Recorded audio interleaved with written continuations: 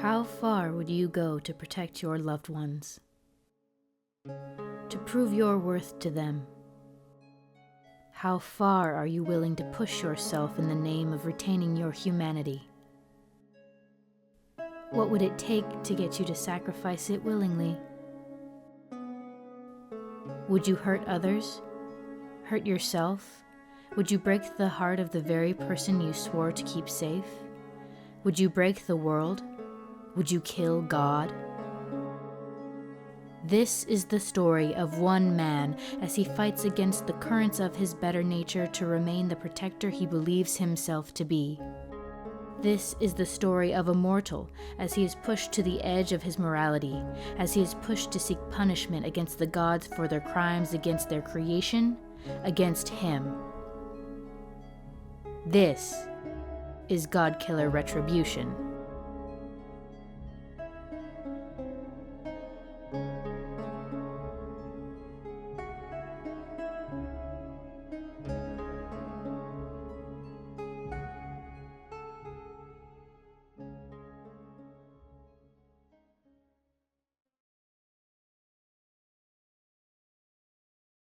We pick up right where we left off. The crowd of the Colosseum still raucous and rowdy, and we watch you, Vos, as you're fading into this larger crowd. I think you're walking backwards, your eyes still in the direction of the rock that you skipped across the ground. And because of your experience yesterday in the crowded marketplace, I don't think you're expecting to bump into anyone.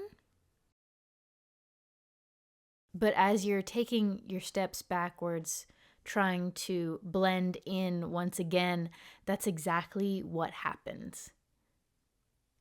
Your back meets the shoulder blade of another, and as you turn around, you spot a familiar face.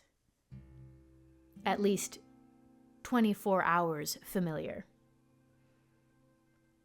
Yesterday, after you had finished registration, you were sequestered with all the other competitors to a specific, not barracks, but not quite a hotel, to stay for the night and to be briefed on what was going to occur right now, in this moment.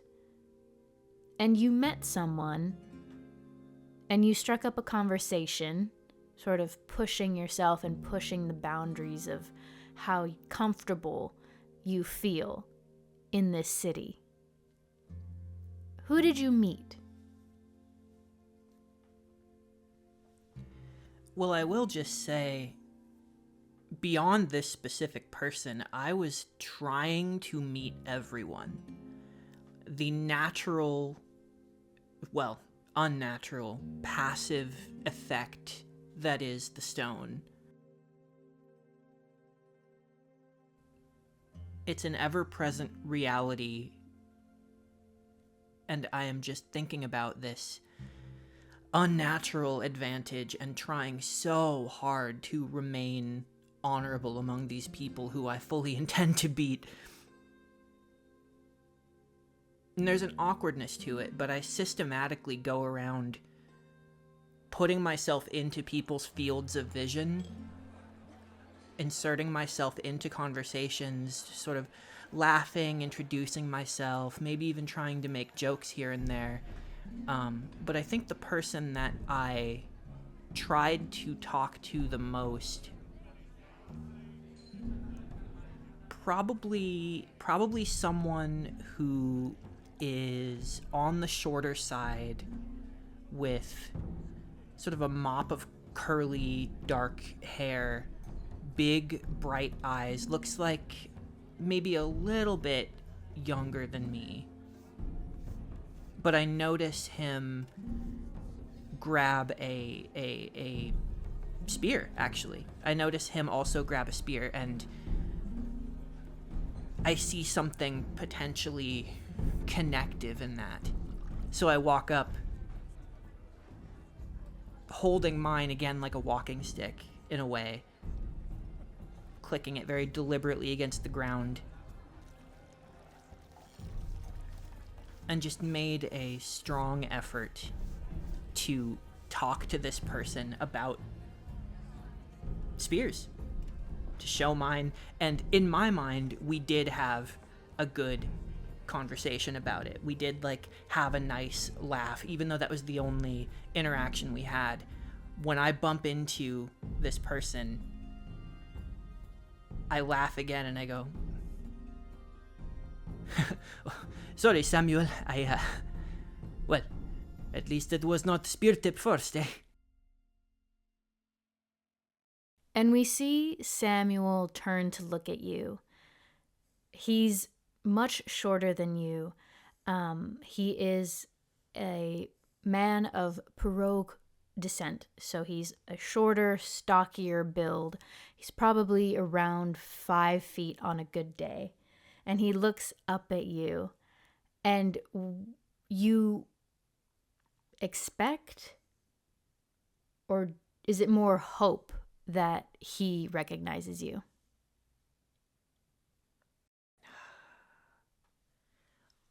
I want to say expect, but I know it's not true. It's definitely hope, because we talked long enough. But I know how this goes. I'm fighting it. I'm fighting it so hard. And you hope that when you lock eyes, there is going to be some sort of recognition on his face. But there is none. It's not like an outward hostility, but you can tell that this man does not remember you, or that you had a conversation with him not but 18-ish hours ago.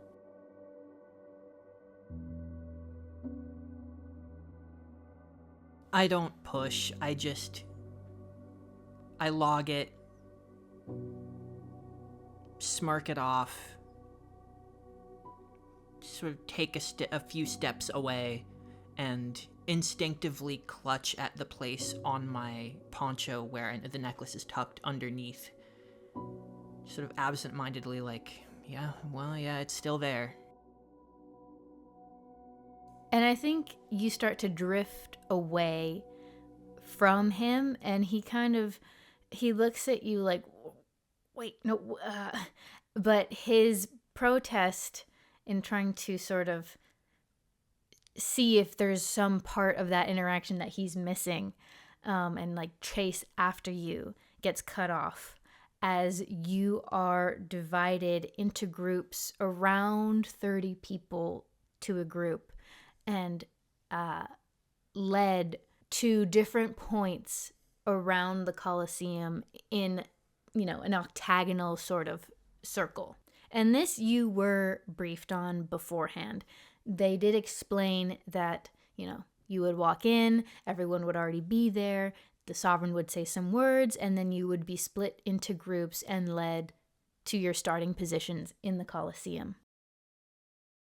What you were not briefed on is, once everyone has taken their positions in their little groups, the gate that you walked through opens once more, and you see about 15, maybe 16 different vampires walk out. And you can tell that these are not competitors. These are people who are finely dressed. Some of them have tomes in their hands. Some of them have staves.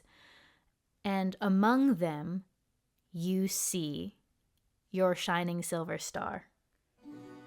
Her head bopping with her gait, as in front of you, they form a circle as well. Now she is positioned directly across from you. Is there anything you'd like to do in this moment before they begin and do whatever they're about to do to start this first trial? I already tried. I already gave in to that impulse to try and snatch her attention from afar. And I think I immediately regretted it to some degree. And this interaction that I just had, it's just calling into focus that I wish I didn't have this thing right now. And so I don't make a great effort to grab her attention, even though I'm right in front of her. I just clutch this thing. I just place my hand over where the stone is, and I say under my breath, "She is stronger than you. I know she is."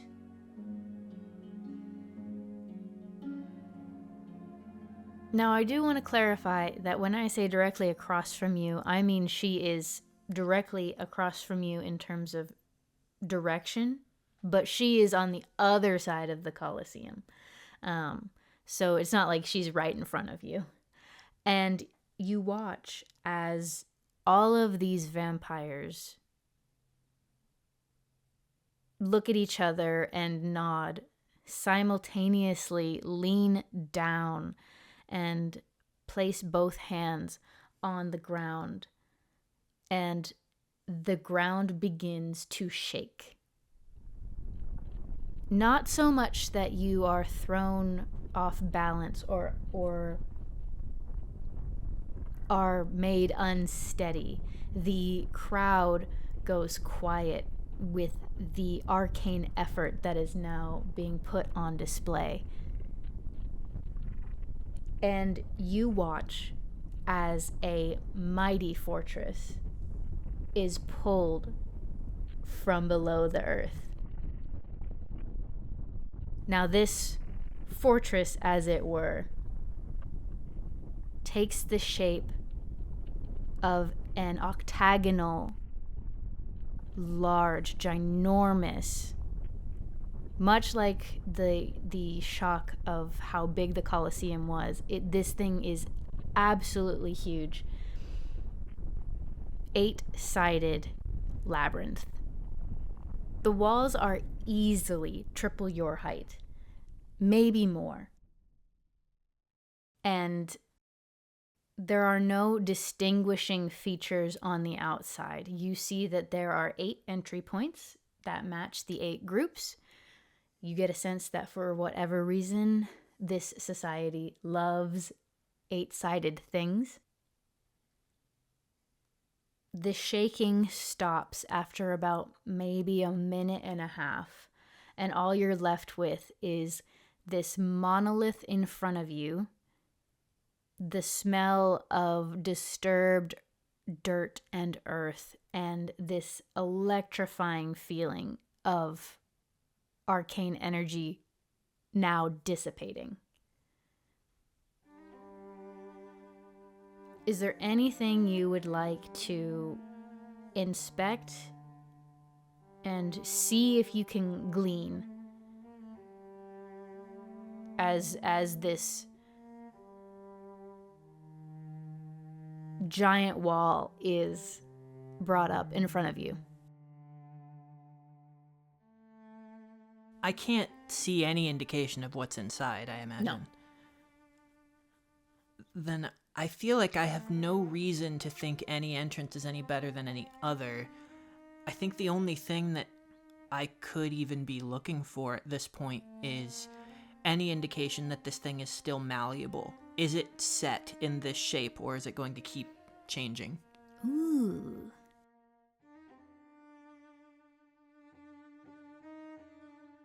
You are not an arcanist by any stretch of the imagination.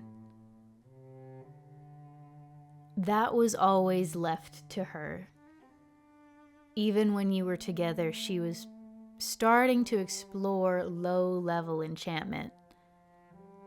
And she tried to explain the theory of the arcane to you a couple times, but I don't think it ever fully stuck.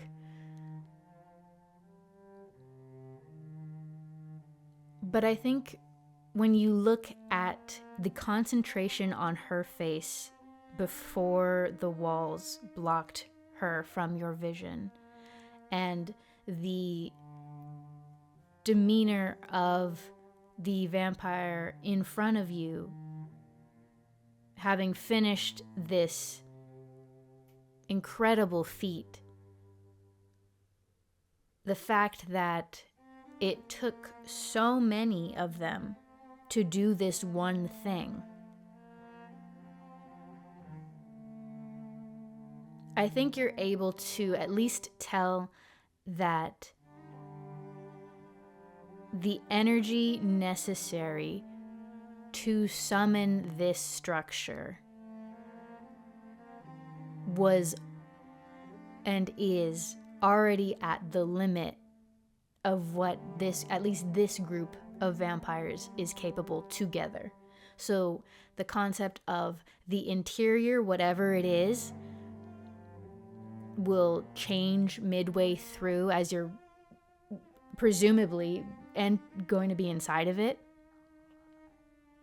I think you're able to strike that option from your mind. I think you know that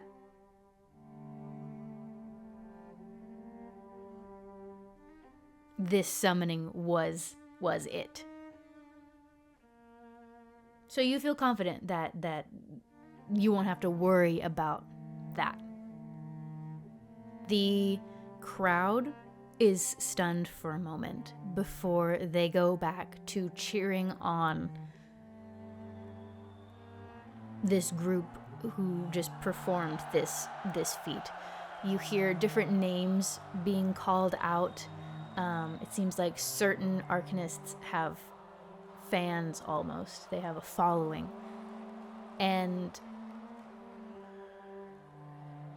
you watch as the ones that you can see now gather themselves, bow very graciously to the crowd, and wordlessly just walk off back the way they came. You can no longer see the observer's box that Tlali was sitting in, but you do after, a couple minutes, as the crowd is sort of wrangled back into something manageable, that you do spot the one in front of you going to sit in like a special VIP box, off to your right in the crowd at the very front.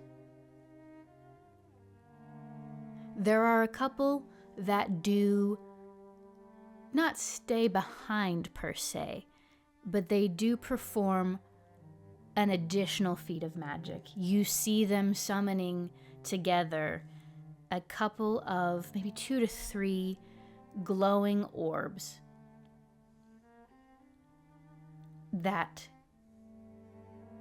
are approximately 3 feet in diameter across, and they rise up, and they look like they have an iris and a pupil, and they sort of loom over the top of this structure. You can guess that this is how those who are refereeing this challenge will know what is going on inside.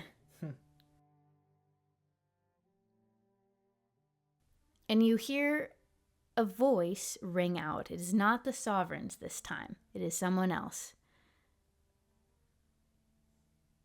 And they begin to explain the rules to the crowd and to you.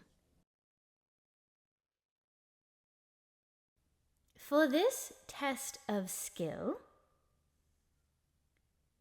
Each competitor will be required to traverse the labyrinth inside and overcome the tricks and secrets in order to make it to the center room.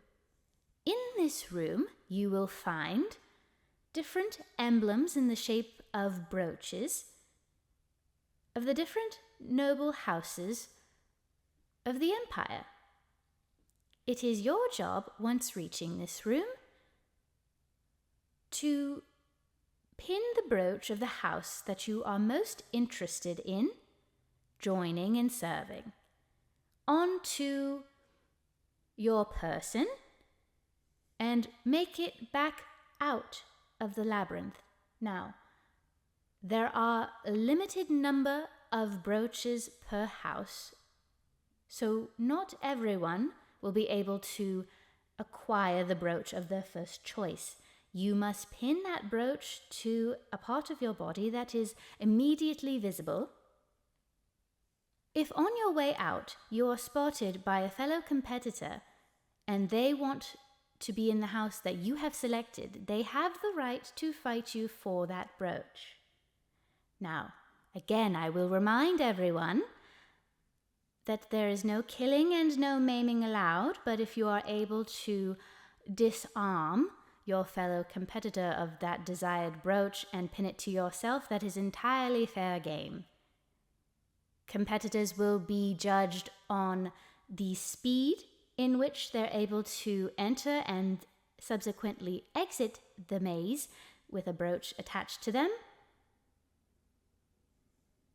and in what placement they exit said maze.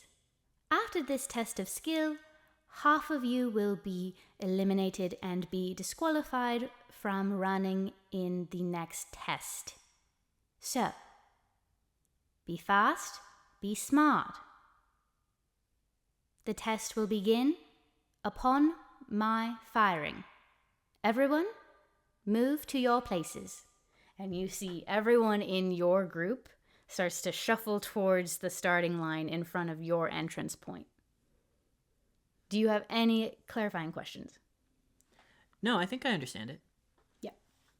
Get in, get out, pick the house that you want, and be fast, number one, but also try to be first. Which, those things tend to go hand in hand, but,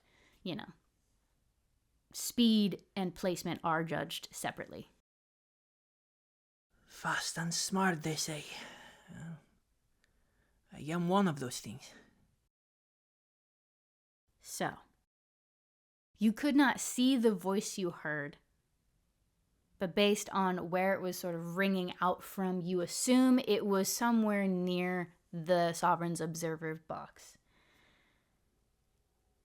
You hear a very trill 3, 2, 1, and another firework sound rings out, and you see a single flare-like bolt of arcane energy arc over and into the sky with a sort of loud pop. And everyone in your group and everyone in the groups next to you that you can see rushes forward into this labyrinth. What do you do? Oh, I do the same, but the feeling of it, it's different. See, fast, powerful motion all at once usually is something I do at the beginning and end of an encounter. It is both. It is striking from an unseen position, but that's not what this is. This is just the opportunity to run full force, and I revel in that. And so I think there's a moment when things are sort of counting down where I crouch down almost like a jungle cat, and everything tenses, everything coils, and then I spring forward so hard that there is a cloud of dust, and I am a gray line, a bullet to that door. I think anyone I pass is going to hear a laugh. Is it one of mirth, or is it a little more sinister than that? I'm not responsible for how the others perceive it. The truth of it is pure childlike joy in a thing half forgotten being remembered. Something that feels good and real. Like I'm chasing myself and I'm getting closer, finally. Okay. Can you just roll 2d6 for me and we'll see what you get? That's going to be a 9. Whoa! Was that a 5 and a 4? Yes. All right. So on the high end, on the line of a hit and an overkill, it's still a hit, but it's on the high end. I think you truly do look like a bullet. It's not supernatural in any way. It's just you're that freaking fast. And you are, out of the 28-ish people in your group, you are in the top 5 that enter this labyrinth first. When you enter, you're just met with a long corridor, and you have the choice of going left or right. Which direction would you like? Do they look the same? For this point, exact same.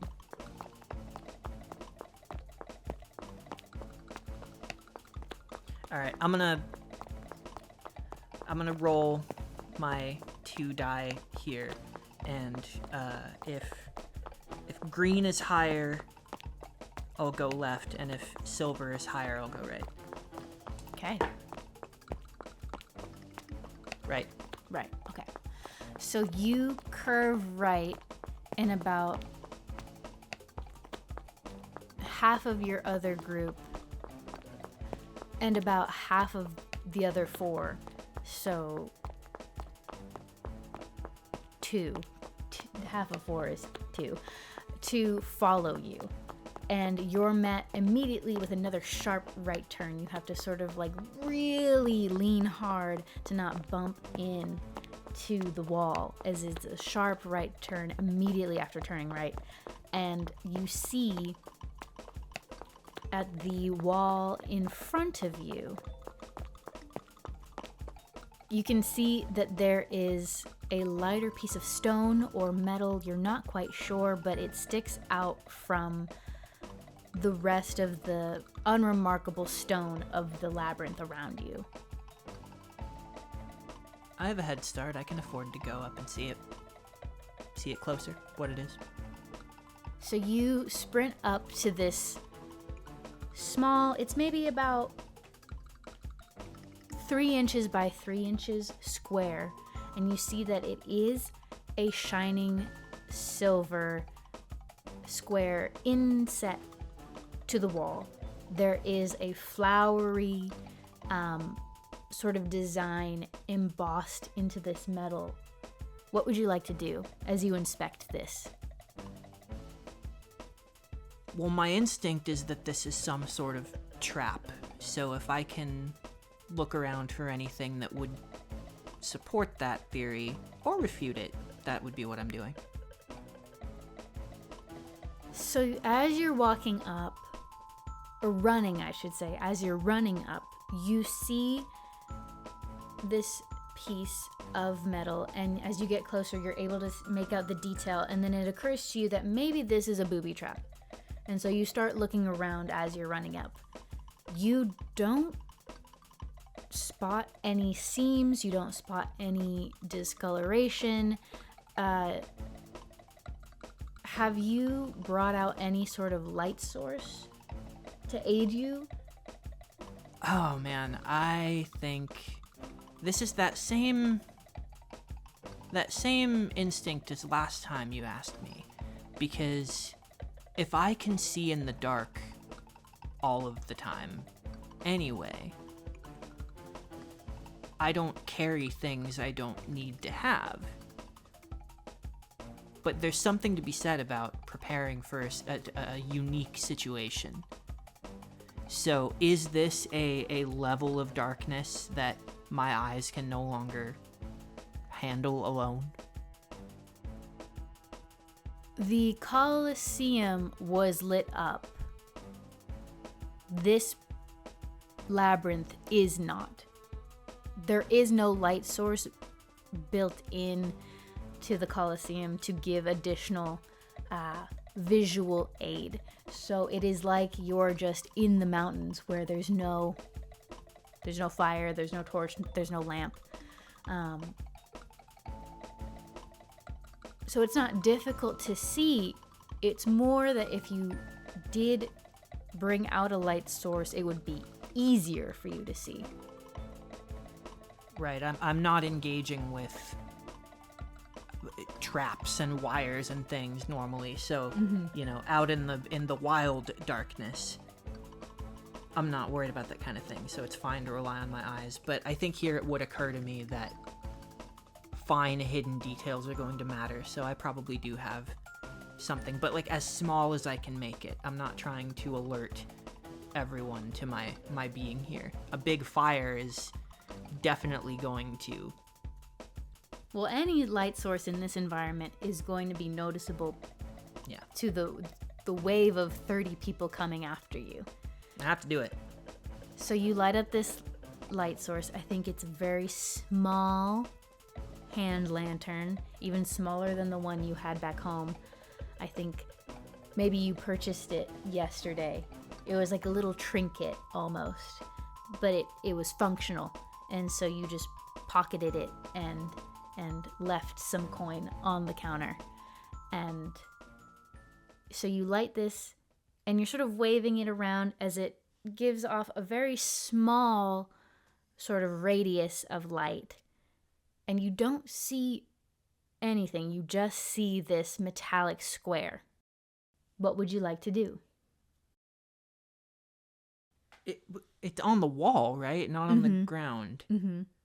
So it's not a pressure plate that I could like accidentally step on. So it's probably...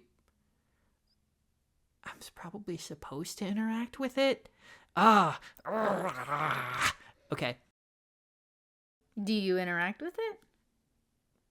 Yeah, I feel like I have to touch it. So when you put your fingers to this square,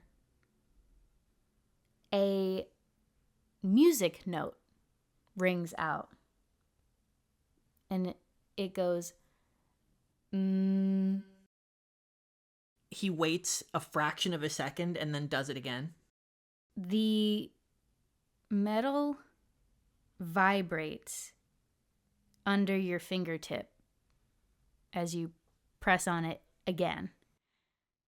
But the sound doesn't ring out again. He stops. I stop. I get quiet. And then I just go...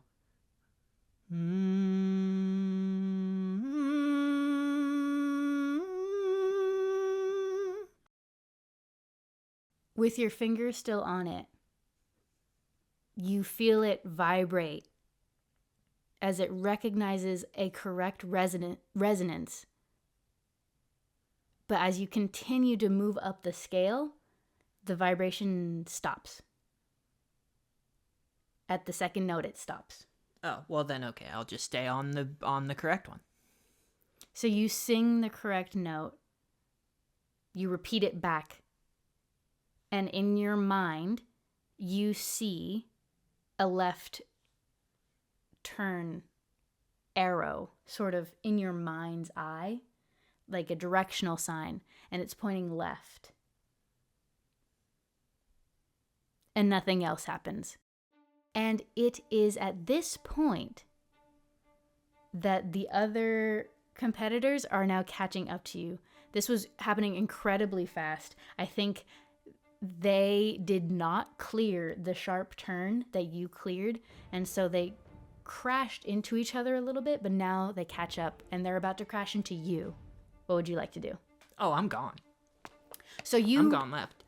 Yes. So you run left, which was the only option for you to take, as this metal square was on the wall at the corner of the next natural turn of this corridor. But as you're running down, you see another one of those T intersections where you can choose left or right.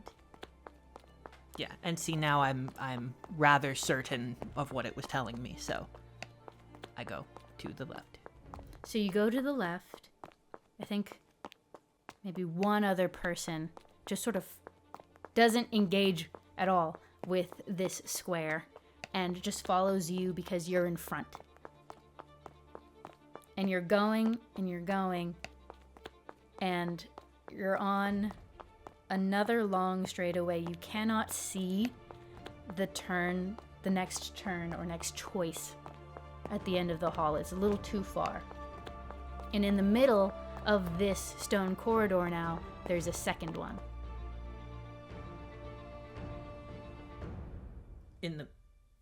A second metal square in the wall with a different embossed pattern, but it's still intricate. Okay, I think I know how this game is played. Now I touch the metal. I actually say that. So, you touch the metal, and again, a note rings out. So the first note was and the second note is Like, it makes two notes this time, is what you're saying. No, this was for your benefit. The first note was that note. Got it. It only does one note this time, and that's the note. So far you have two notes.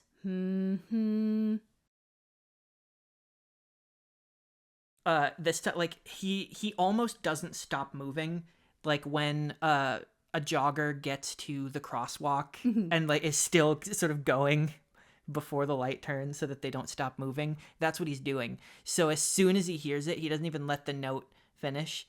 Can you do it again? First note from the first one.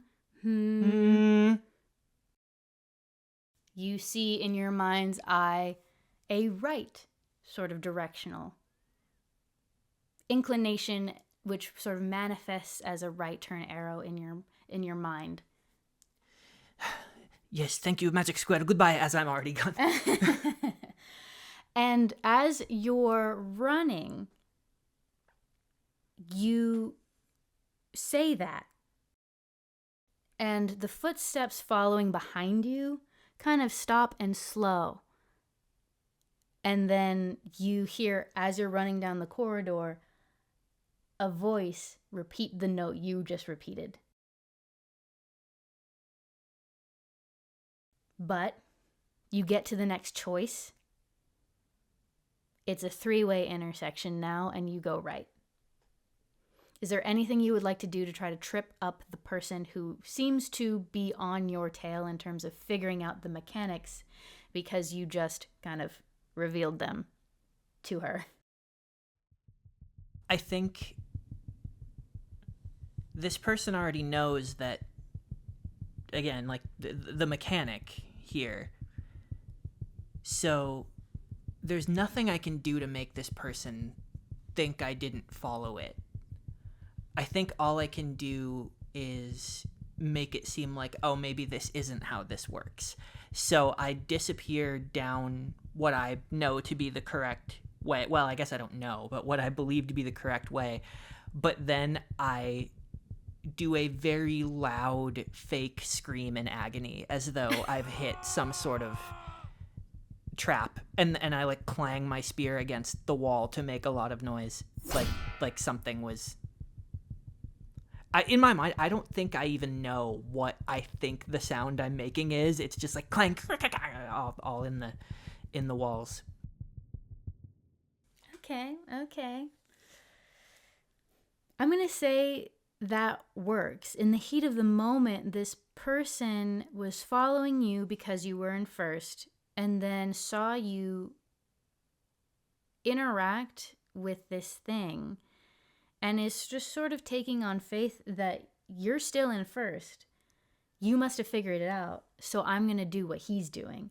And she is behind you, so she does not see this farce. And I think because the adrenaline is pumping, I think it causes her to reconsider following you just for the sake of following you.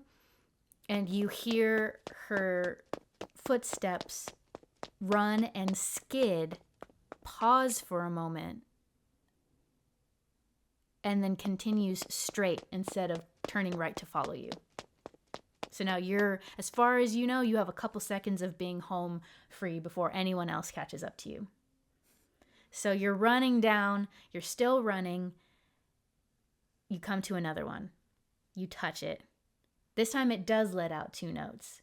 So the first note was and then the second note was and then the third note goes back down to the original note, and then it goes higher. So it goes I'm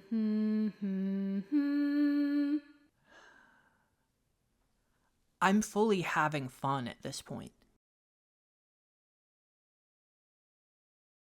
And I don't have time to consider how strange that is. If anything, when it hits that I'm sort of giggling under my breath and like feeling this, I start to have this sensation of, oh no, focus. Wait, no, this is good. This is what you want. No, and then realizes I've taken too much time doing that, even though it was like a second that crossed my mind. And like, don't feel this, just go. But instead of just a hum, I think it's easier at this point to exhale this out, to try and get the feeling of this out so I can focus. And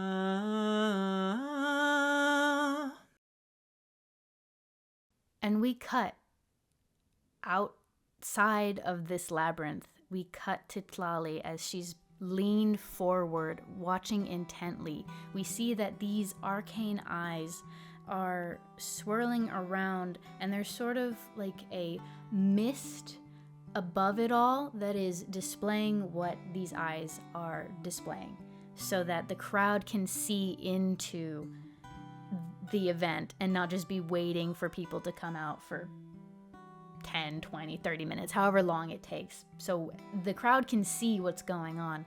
And we see her looking intently. And she's looking at someone who is not you. The arcane eye is not on you in this moment because it doesn't even know you're there. But she is listening to all of these different discordant notes ringing out.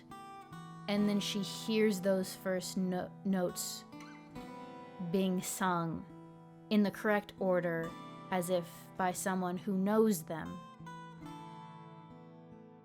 And we see her white knuckle her own hands as her fingers clasp together, resting her chin, clench, and she bites down, and her breath stops. And you get the directions of left, right, straight. So when those choices come up, that is exactly what you do.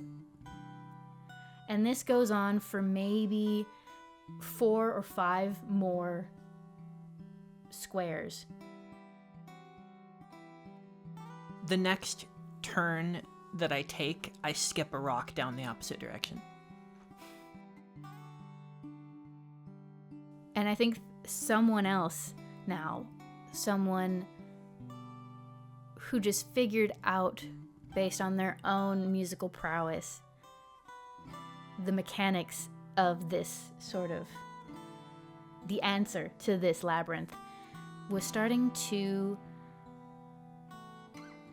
catch up to you. And you skip this rock. I don't know if you fully realized that someone was that close behind you, but you skip it just to skip it. And they fully slip on it and fall over face first, like it's a banana peel in a children's story. Do I hear this happen? Do I know that this happened? I think so. I think you hear the rock skip and bounce and skitter the way that, you know, a rock on a fellow stone surface would, and you hear running footsteps come up closer, the sound of boot meeting rock, the rock skidding, and impact on the ground. I think I'm sort of laughing again at this point. I can't keep the joy of this bottled. It's actually taking more effort to do that, to try and keep it. So I have to just roll with it because it seems to be getting me where I need to go. It feels right. So the more that happens, I think the more sort of jovial combatant, quote unquote, comes out that doesn't really get tested that much. Because again, I hunt. I don't fight or compete a lot. So I think as I hear this, immediately like, these magic squares are not so bad, but I provide the boobies. Wow. And after maybe the 9th or 10th, the melody has gone, you know, from those first notes to a full melody of a song.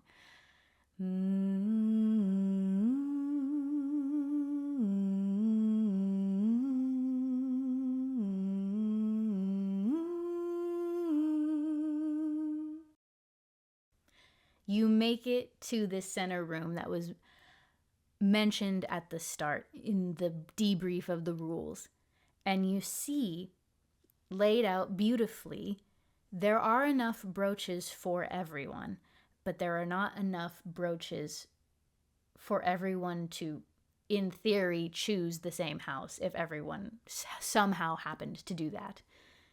And you see the brooch of House Aranthe sitting, and no other brooches are missing from these tables. You are the first person to make it to this room, and I presume you grab one of the brooches from House Aranthe. Yes, and I don't even... I skip rocks, not beats. So at this exact moment, it doesn't matter how many are taken or not. If I notice it quickly, file it away, but I take what I need and I go. I try to go even faster than I was, as fast as I possibly can. It's not speed versus strength like stories. I know better, I've lived it. Speed is strength.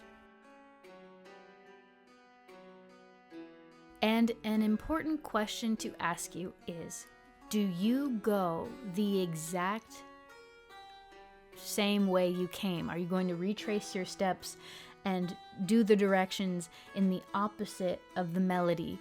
Or are you going to pick a new direction to maybe avoid the people coming after you?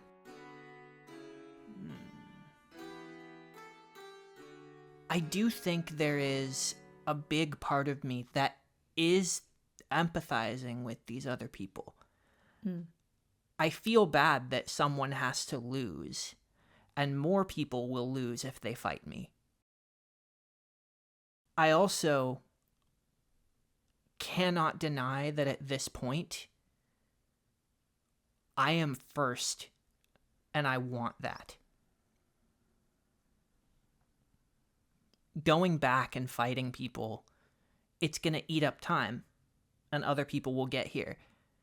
If I can be the first one out, what better way to cut through the effect of the stone and get people's attention on me?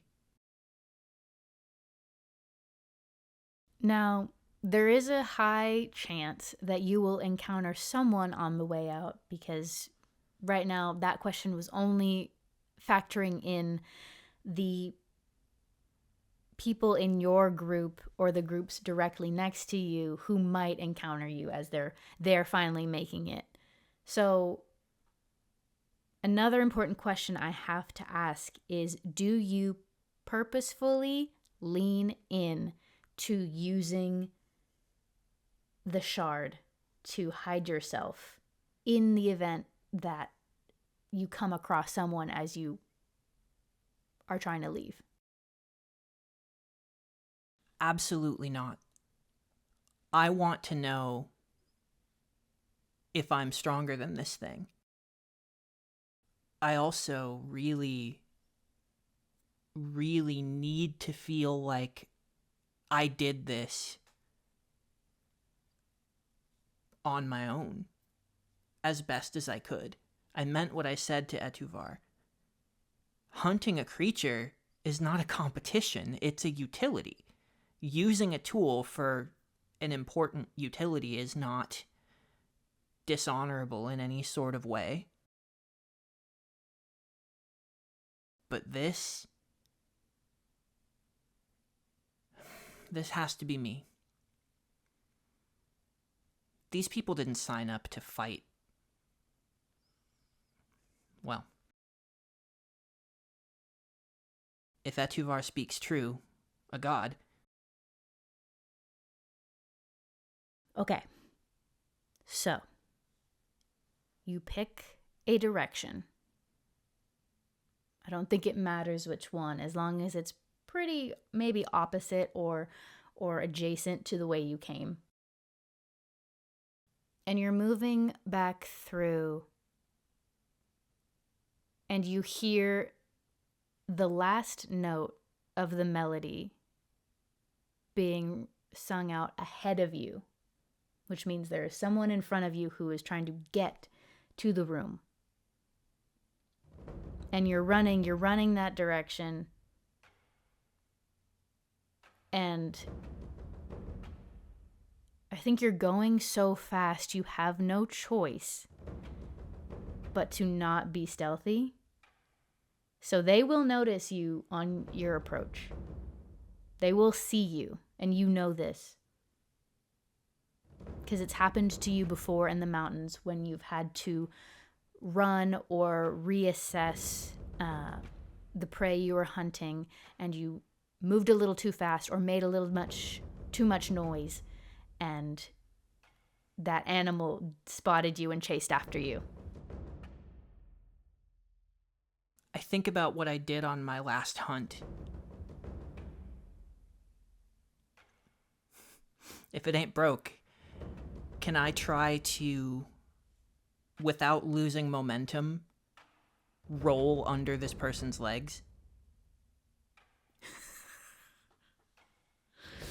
Yeah, you definitely can try to do that. Now, I don't think this is any sort of move. I think this is just you trying to be better. So, you roll 2d6, and then I will roll those 2d6, and we'll see who gets the better number.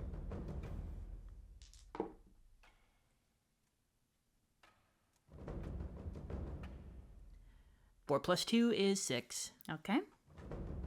Can I have the little rolly guy?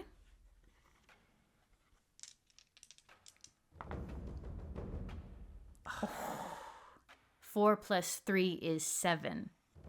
So, you try to roll under this person's legs. They are taller than you by a lot. You might think they might be half giantkin of some sort. They are approximately 7 feet tall. So you think it would be easy. But as you go, they heard your footsteps coming. They were prepared for you. And as you go to roll under them, they sort of preempt their foot. And they're able to, as you're rolling, kick you in the pec. And it kind of throws you off. And you bump into the stone. And knocks the wind out of you just a little bit. And you watch as they stop and turn to look at you, and they see that you have a brooch on, and they look at the brooch and they assess what house you chose. And their eyes go wide. And in this moment, you realize they also want to be a part of House Aranthe. And they're going to try to lunge for you and rip it off of you. Well, I'm going to try to bap them in the knees with my staff. Like with the wood of the spear, rather. Not the blade. I'm trying to use their momentum against them, if possible. Just so they fall forward and I can just leave.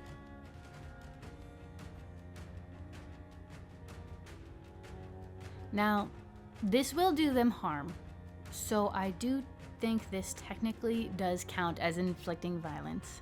So, when you inflict violence on someone, roll 2d6, add 1 for each true statement. They wish you harm. Yes, they will harm you to get this brooch off of you. You're desperate. Are you desperate?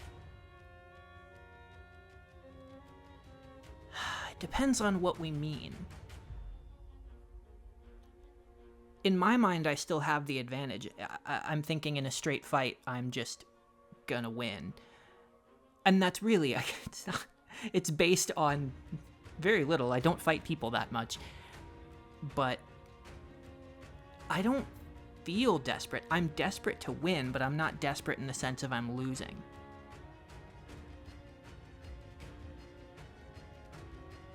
I think this person is, at least right now, the only thing standing between you and a victory that is so certain and is such a landslide and so outstanding that fact makes you desperate.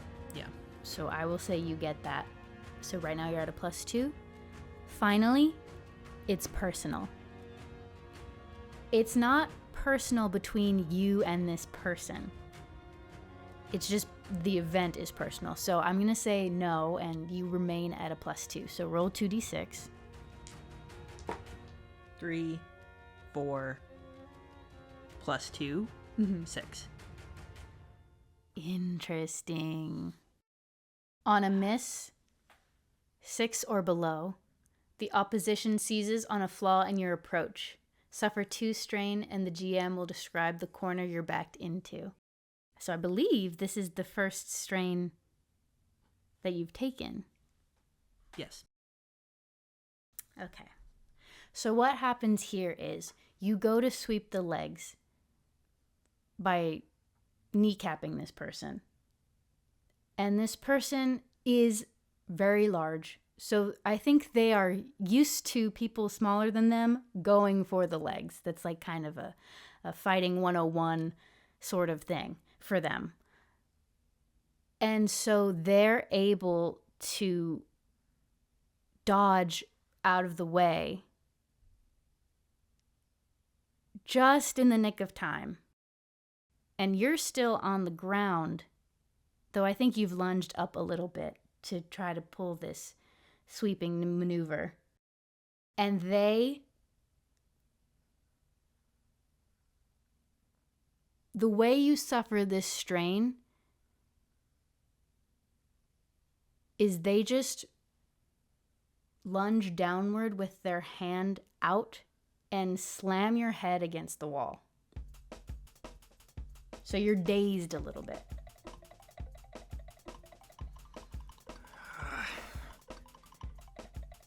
Fine then, if that's how you want to play. I get out of it, letting myself get back to myself a little bit as quickly as possible, try to focus, and we see my eyes do what they do when I find prey. It's not usually a person, but my wide, wonder-filled eyes go from being wide and full of joy to narrowing again like a lens and locking fully onto this person. They have a hand on the lapel. It's not a lapel. They have a hand on your poncho where you've pinned this brooch, but they have not reached back to yank it off of you yet. I think so. When someone reaches for your lapel, there's a specific move that you do generally to block that. What you do is you sort of pop up into the elbow from underneath with your palm, and then in that moment of shock, you reach with the other hand and grab the fingers and pry them away. In this moment, I'm holding a spear. Mm-hmm. So instead of popping up with a palm, I think what I'm gonna do is flip the spear down so that it's like blade pointed down to the ground. If this person is so much taller anyway, then the height of the spear shouldn't matter. I'm gonna actually use the butt of the spear to pop up into the elbow with as much force as I can get away with, and then take the other hand, now that I'm in a one-handed grip, and go for the fingers to pry off. And you hear this person cry out in pain. I'm not even going to have you roll, because I think they fell to their hubris and thought, oh, I've concussed this man. I can just take this from him. And you haven't broken anything. So you have not broken the maiming rule. You've just sort of temporarily disarmed, for lack of a better term, this person's arm as their elbow is almost bent in an unnatural position. And it's just like the shock of that takes them out of what they're doing, and you're able to pry the fingers off. And they're holding their elbow like they're in pain. Would you like to just run for it, or would you like to make sure they don't follow you? No, I'm not going to double tap here. There's something. Oh, there's joy in this too. But joy followed by guilt. I don't want to feel that. So I turn, and I try to turn that like heat of the battle joy into something more fun. I realize I take pleasure in the fact that I didn't actually really super badly hurt this guy. So I'll just say, I think at this point I'll try to persuade, but as I'm running, very quickly, like turning, running, looking over the shoulder for a moment to say, bad strategy, my friend. There's plenty left in that room. I'm the only one who got one, and I'm gone. And I think you, as you're running by, you place your fingers on the metal square. That note rings out. You sing it, and you know where to go next. I think now you sort of have the wherewithal to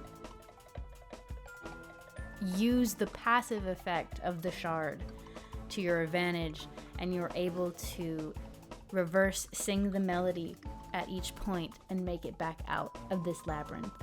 And as you do, you chose the direction that pops you out right in front of the observer's box. And you see that there are There is one other person who is already there. If you had not been caught up with that one person, you probably would have gotten first place. I'm so mad. I'm so actually real world mad. I accept this.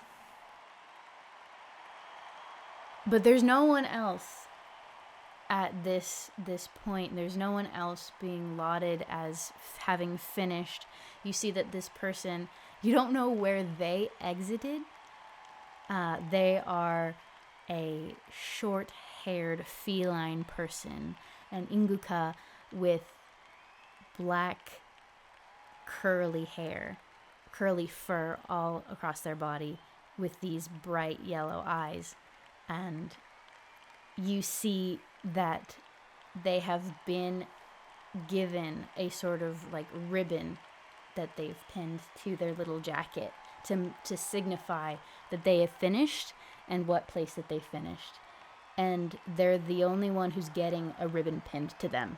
So it must have been a fraction of a second or something. Like it is very recent that they made first place. And you see that they did not choose House Aranthe as you are sort of whisked towards where they are currently standing. The crowd going wild at how quickly first place and second place made it out of the labyrinth. They chose a different house. You can see that they chose the brooch of House Ango, which is a house that has dominion far to the north and to the west. So, in terms of rivalries for house, they are not a threat. But you are lauded with the second place ribbon, and you look up and you expect to see Tlali there looking down at you, but all you see is Lord Aranthe assessing you.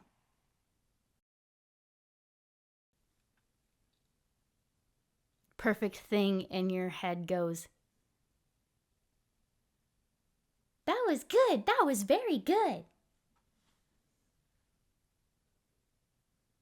And in your head you also hear, "Yes, very good indeed."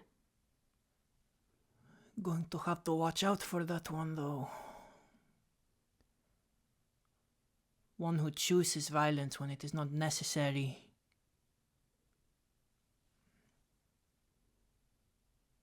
That is a dangerous one to be around. I don't think you'll need to worry about them.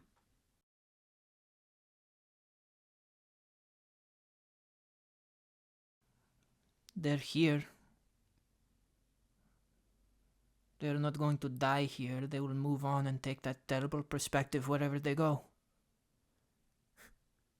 Do not assume my worries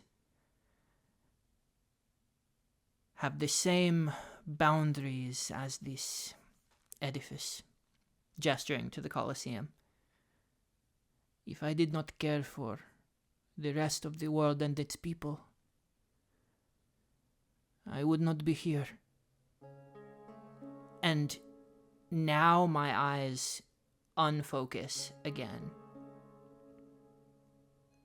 And I realize when I said that out loud, that was me realizing it.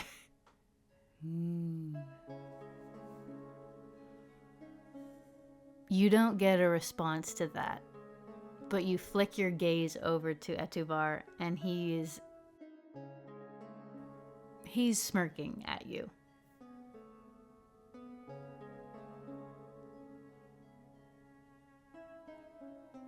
It is up to you if you want to wait in the Colosseum, like right outside, where people are coming out to see, size up your competition within those who chose House Aranthe. Or if you would like to wait more off to the side, where there is chairs and water and snacks available for you. You said Lord Aranthe is sizing me up. How close? It is very high, this observer box, in the stands.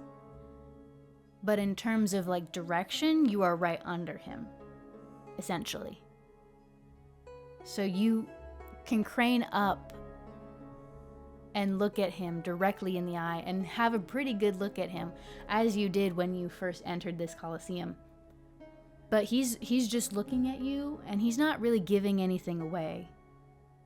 He's just assessing you.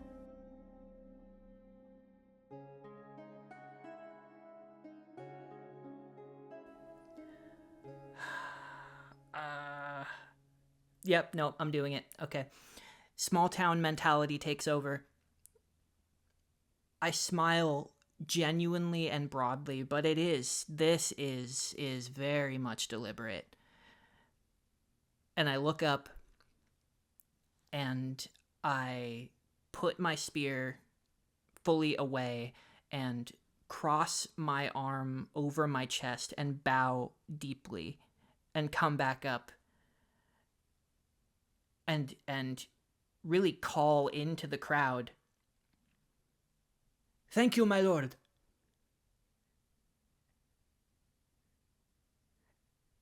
And I turn and I look at the crowd and flash this even bigger smile and I say, it's too bad you cannot see in there.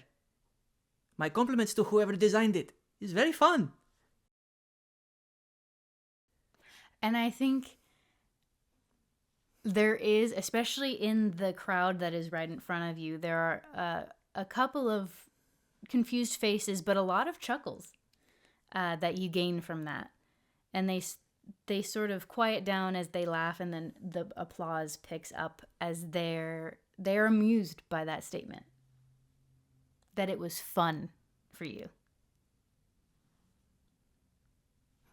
And then I'll bow again and sort of trot off to the food area and unapologetically just start eating a lot.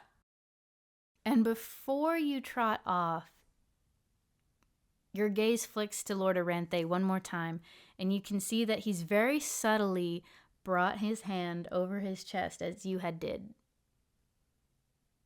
But he doesn't bow. But he then very slyly brings it down.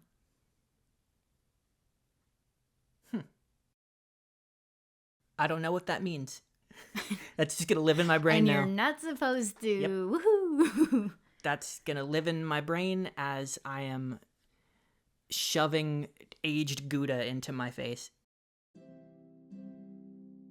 And we see more and more people come out of the 8 different entry points. And as you're sort of truly just recuperating with fine cheeses and water and orange slices and just watching your competition, place. You're counting 3rd place, 4th place, 5th, 6th. Whether you count all the way to 100, which is the cutoff point, is up to you. But you're able to get a very clear idea of who is going to be in the pool that you're going to compete against tomorrow for the 2nd trial. Did Samuel make it? Samuel did make it. I think he placed somewhere in the 40s. So pretty middle of the road, but still made the cut in terms of having to be in the top 100 to progress forward. I'll walk up to him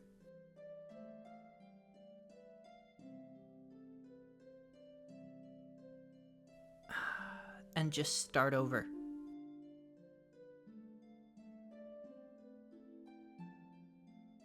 I must compliment you on your choice of weapon. It is nice to see a fellow spear wielder make it to the next round. I am honored to fight with you. Here, you must try this white cheese. It has sort of like crystals inside. I do not know why, but they are good. And if you put it on to wrap the meat around it, I have never had anything like. Do wish to try? Do you wish to try it? And he has someone like off to the side pinning his ribbon on. Oh, no. I'm not gonna get in the middle of that. I don't want to be disrespectful. Well, it's more like he just walked over to the food without getting his ribbon, and so someone had chased after him to place it on him. Because I was thinking that, like, he gets his ribbon, he's done, he gets his honors, and then he turns, and I'm like, cheese? Yeah. You know? Okay, understood. And so he looks at you, and there's that face of when you think you have met someone before, you think you recognize someone, but you can't quite place it, and you can't really remember if that's true or not. And he looks at you, and he says, "All right. That's what I'm talking about." And he takes the cheese from you, and he tries it. You have excellent taste. And you can see when he says it, he's not looking at the cheese. He's looking at the brooch still pinned on you. And you look down at your own brooch, and you look at his brooch. And he chose House Aranthe as well.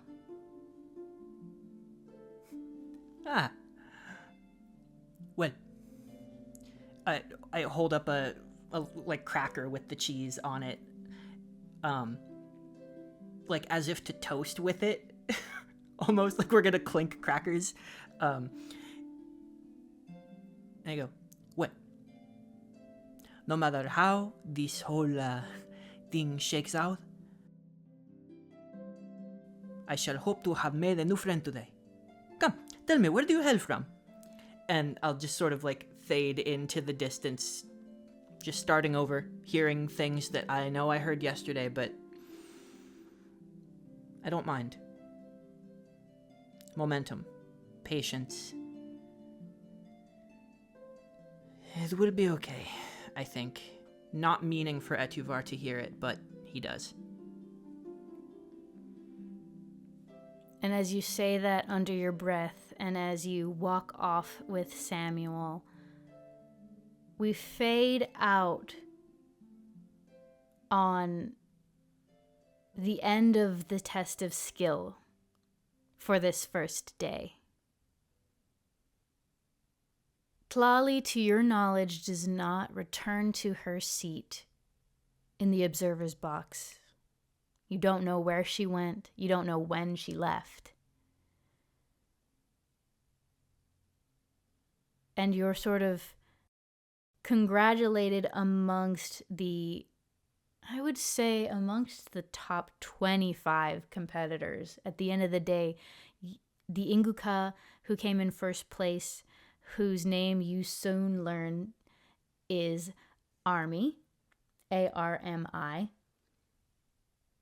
Whether that's short for something you don't know, but you hear other people referring to them as such. And a fellow NUV who came in third place. You don't, at this point, know their name. It seems like they're even more reserved than you were at the start of all of this. But you see the top 25 competitors sort of wanting to chum it up with the top 3, the top 5. When you're all back in the barracks. The other 75 or so is like a mixed reception. As you're about to go to bed, after all this revelry, after all the adrenaline has worn off, is there anything you'd like to impart to us before you turn out the light? Well, when I'm out of the crowd and I'm not actively talking to anyone again, it's like the meter drains. That joy and that sense of finding something lost to me, something that I need, the thing I'm actually here to find. You can see it drain out of him. Like it's a muscle he can only tense for so long. It's fleeting, and he held onto it for as long as he can, but as he's sitting there, you see him trying to put the smile back on his face again. And it just won't after a while. And then I just think,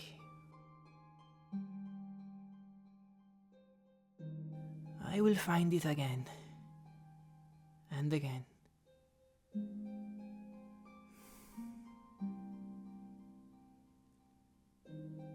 I am still here.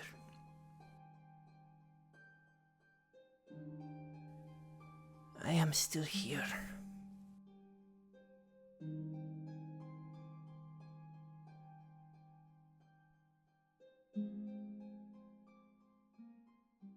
And with that, we cut to the next day, and we see you hanging from this structure, almost like monkey bars. You and the 99 other people all hanging from this large, metallic, runged structure. And we zoom out as if to the perspective of someone in the Colosseum audience, and you are hanging from the top of this large, three-tiered, almost cake-tiered like contraption, I would say. Apparatus. Below you, there is a soft sand ground. It's maybe about 8 to 10 feet below you. So it's not too terribly far if you drop. And then below that, there is a wider, pale, undulating tier that is suspended by some sort of magic. You see these little brass apparatuses that have these almost crystalline looking shards that are glowing that same purple and blue all around this third low final tier, as if that's what's keeping this tier aloft. And then below that is a wide pool of water. The only rules you were given for this test of endurance is the last person to hit the water comes in first place. Those arcane eyes are once again floating around, and above you that mist-like screen cutting in between different angles. The same vampire from yesterday counts down 3, 2, 1, and that firework flare goes off. And you and all your competitors are left hanging. But as the flare goes off, unseen to you and your competitors, a flock of massive, winged, corvid-like black birds. They almost look like they're a perfect thing's like dad or granddad. They're so big. They take flight from the ground and start to circle all around you.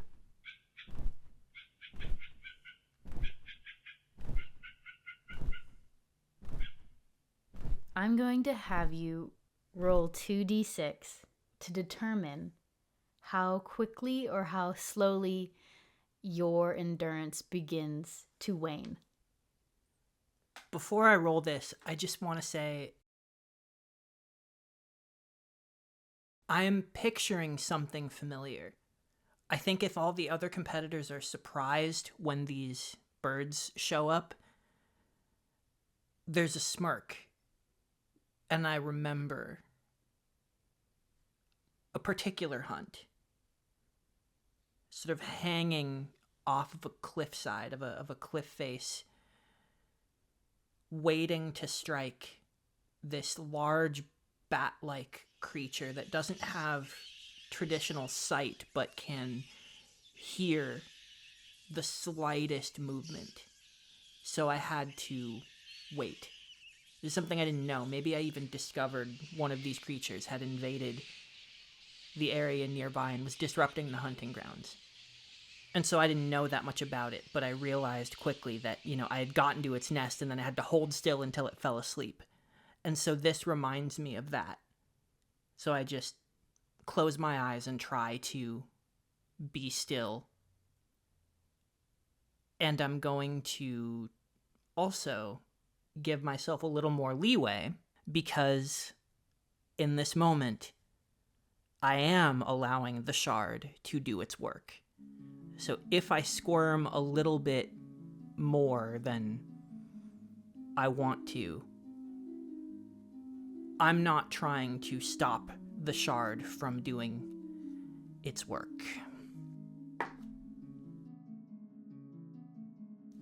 4 and 2, still only a 6. Perfect thing in your head chirps. Don't move. They don't like it when you move. Just to give you just a little intel that I think you probably already figured out, but he's trying so hard to be helpful. And it's not about the moving. You're fine, as you said. You're fine to be still, to be silent. This is purely about your grip strength and your endurance. And so as your grip begins to fail, you watch as another person misstepped, as it were, and lost their hold on this rung, and they drop. And you watch as they land on this sand platform, and they're looking around, and they're looking up at the birds as if they expect the birds to come and swoop down at them. But what they don't see is this large, worm-like creature come jumping up out of the sand at them, and they are tackled to the ground, and they begin wrestling with this worm creature of some sort. And then you see someone else who also is not doing as well, and they try to reposition, and that movement makes one of the birds lock onto them, and it swoops down and it grazes their stomach with their beak. It's just a surface wound, but it's enough for them to cry out in pain, and they lose their grip and they drop. And a second worm-like creature comes out, and they start fighting with it. So, how do you try to stealthily readjust your grip so that you don't fall and join them? I didn't start hanging by just holding it. If it was allowed, I actually probably started by putting it under my armpits and sort of wrapping around it somewhat, and then, because that works different muscles. So when that fails first, then I drop into the grip, whereas others started just hanging. I'm only getting to the point of hanging with my hands now. All right. With perfect things help and your strategic move to know which muscles are isolated when you are hanging from something, and to know that at some point you were going to adjust accordingly I think I'll have you roll 2d6 once more, but add a +2. With the +2, it is 6 again. Oh no. Wow. The dice really want you to struggle. So, even with all that effort, you are unable to keep your grip. The one mote of pride you can hang on to is that you were not knocked off by one of these birds like some of your competitors continue to be as they shift and struggle. You just could not hold on as you thought you could. So you're able to drop down as you just make the choice to have to let go in order to not hurt yourself. And you're able to land on your feet, ready to take on these worm-like creatures. And when you get there, you had something you wanted to insert? Well, I just wanted to say, must I land? I have a weird idea, and please feel free to say no. I had this thought that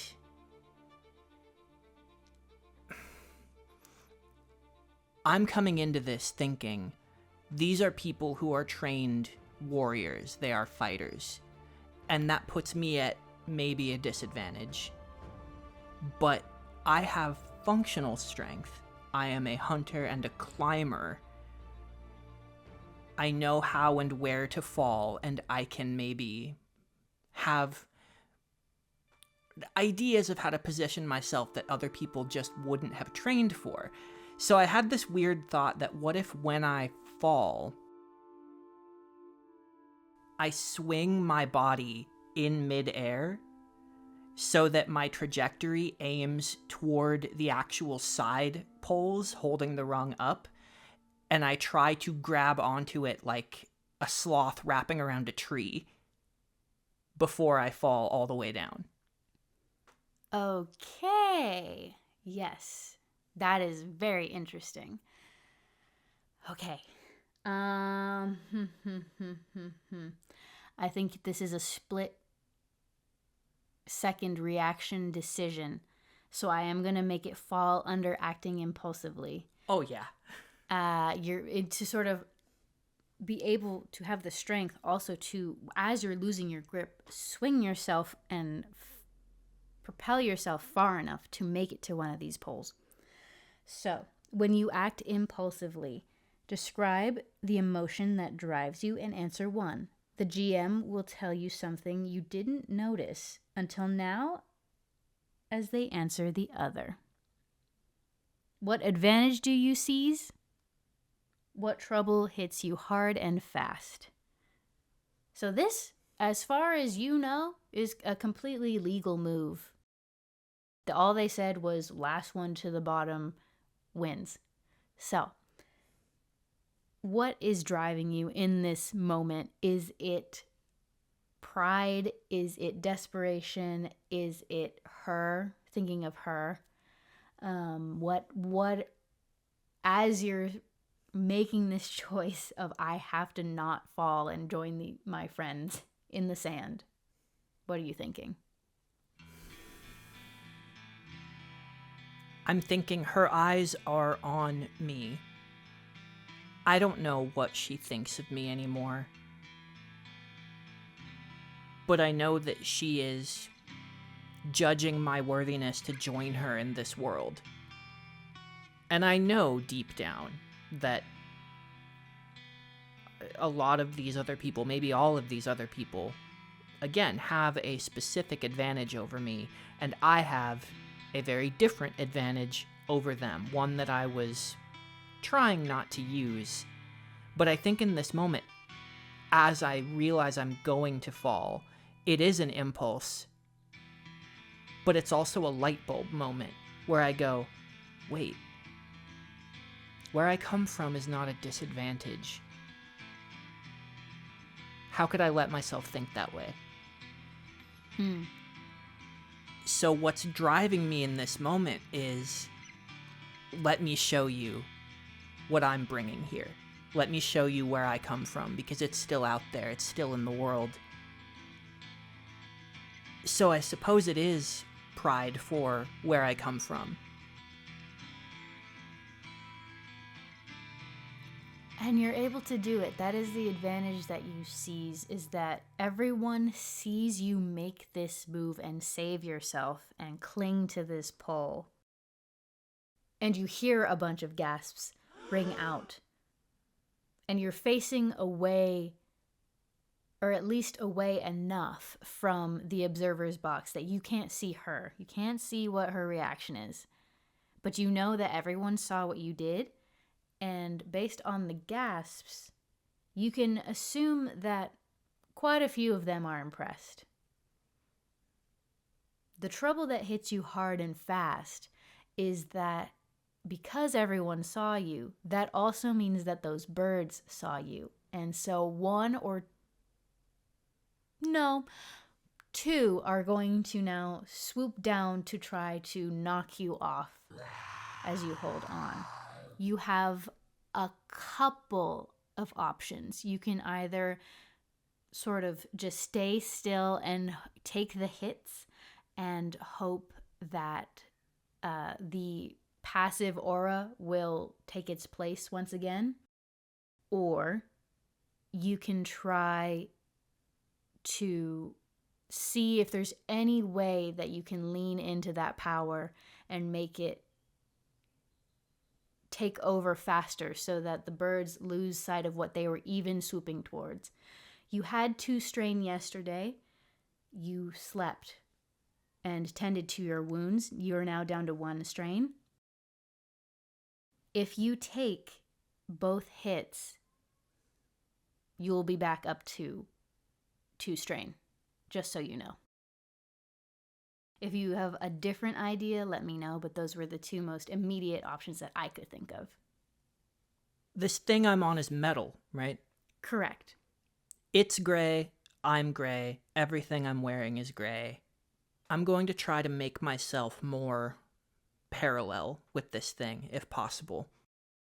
So I try to duck my head inward and like pull my hat down a little bit so it's not like sticking out as much. And I am going to tap into what it feels like when I try to really lean into the effect of the shard. I think in this moment, I'm here, I'm competing with myself, I'm fighting a creature now. I'm no longer fighting people, I'm fighting a creature. I'm going to use this thing that I have. I think I've justified it in my mind. So I am going to try to blend in with the pole and try to make myself as invisible to them as I can. Now, would this be wield of power? I actually, because I love drama, think that this is going to awaken your divinity. Your divine trigger is when you overcome a dangerous obstacle with nothing but your mortal wits or skill, awaken your divinity. Now you say you are leaning into this power, but you don't know how to use it. So as far as you know, it's a thing that happens to you. It's not something that you can activate. So what you're leaning on is your mortal ability to try to camouflage and make a logical decision. But I think what happens is when you do that with the intention of leaning on the shard, you see a flash in your mind. You see these 2 birds swooping in at you, and it hasn't worked. They knock into you and they knock you down to the sand. And then you see another flash. And you see these birds swooping, and they knock into each other, and they fall down into the water and begin to drown. And then you see another flash, and you see these birds swoop, but then dive away as if they'd lost sight of what they were going for and move on to the next wriggling prey. And when those flashes are done, to the outside observer, you've disappeared from the pole. You are still holding on to it, but you hear another set of gasps as they see you essentially blink out of existence as these birds swoop by, cross each other, cross where your body would be, and when they fly away, there's nothing there. As of now, your divinity is awakened, so you have access to the Unleash Your Divinity move, which you can choose to use or not use. As you sort of realize for the first time you have control over this power. Not total control. You don't know what those flashes were. But you named your intention and caused the effect to happen.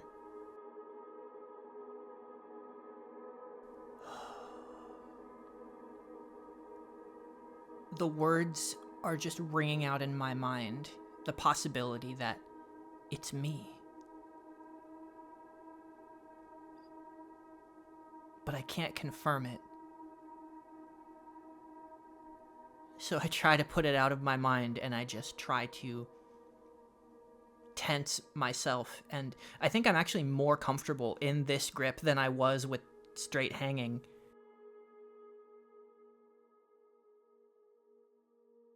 I just stay. And once again, we cut to the observer's box. We see Etuvar out of the corner of his eye looking over to his right at the very end to where Tlali is looking at you. She's staring at you and chewing the inside of her cheek, trying very hard not to let anyone know that she's having a reaction to this. But we can almost see the gears turning in their mind of what just happened, of what happened yesterday. And you watch as more and more of your competitors, maybe around close to 70 now, have been knocked down onto the second tier. And we see where there was 2 of these worms, there's now about 20. We watch as someone who had recently dropped down takes a knife and cuts one of them in half, making it smaller. And it goes immobile for just a moment before it wriggles to life and a new mouth sprouts from the end that was cut. And now there's 2. Anytime these worms take enough damage, they split off and multiply. And so it is pure chaos on the second tier. Now on the third tier, you look down and you can see there are a good amount of people, not as much as are currently on the second tier, who are also struggling with the mechanics. This is a undulating, not quite solid, not quite liquid platform. And you watch as these people, almost as if they're trying to walk on snow or through mud, are trying to keep themselves aloft and not fall over. You watch as 2 of them get into a bit of a wrestling match, and they are stationary long enough that they begin to sink into this platform. And it's not very thick. There's no chance of suffocation. But as they sink, They get about waist deep and they're trying to reach up and out and claw their way. And when they put their hand initially down, they smack it on the top of this substance. It is solid. As they try to push down, it becomes liquid again. And they keep sinking and sinking. And the two of these people drop down into the water. And they are first out. Place 199. I will admit, as I look down at the level directly below, being who I am, I really do want to engage with the multipede, but instead I force myself to look back up at the birds. Do I get the sense that their vision is only based on movement, or are they reacting to sound as well?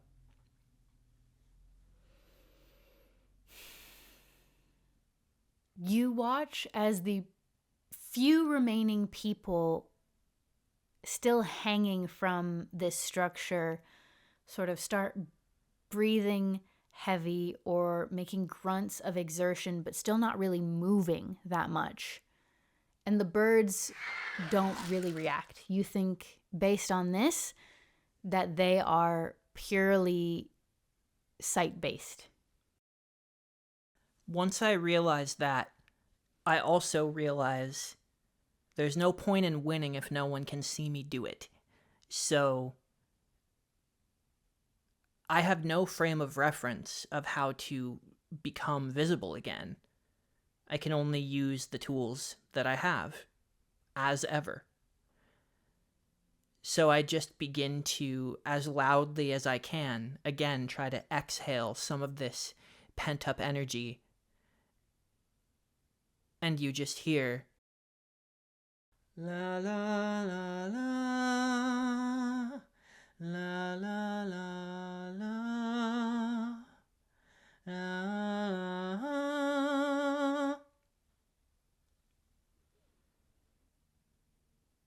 Now, this is normally a move where you would choose to do it.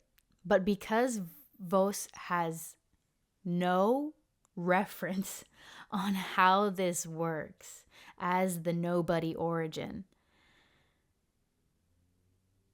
I'm going to say that by singing and by choosing to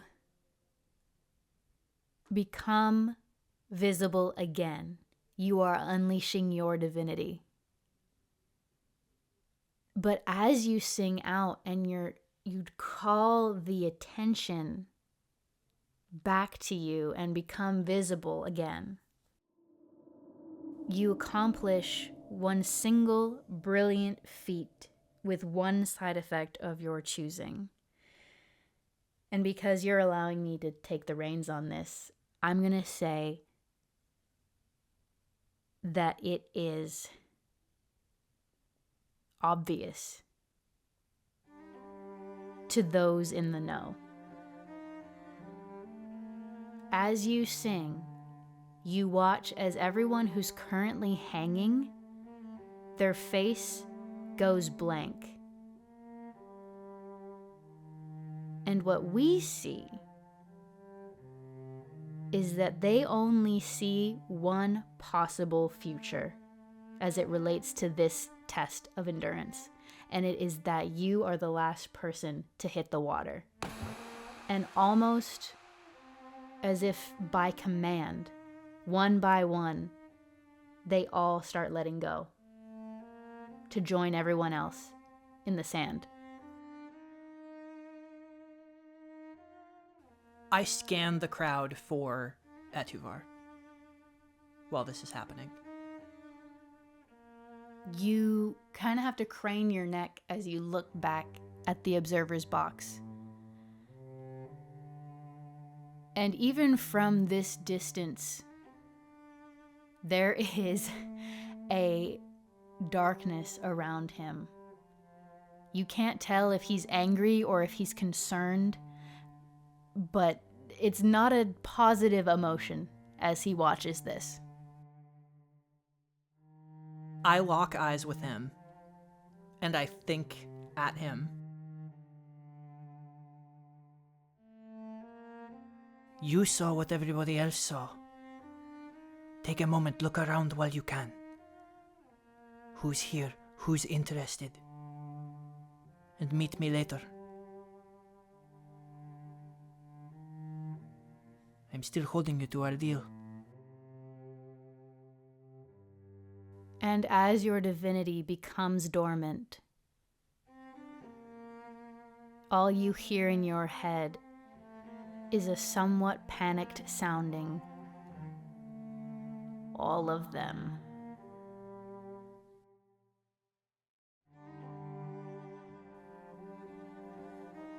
But here you are, the only person who's still technically hanging and a part of the first tier rather than down in the chaos below.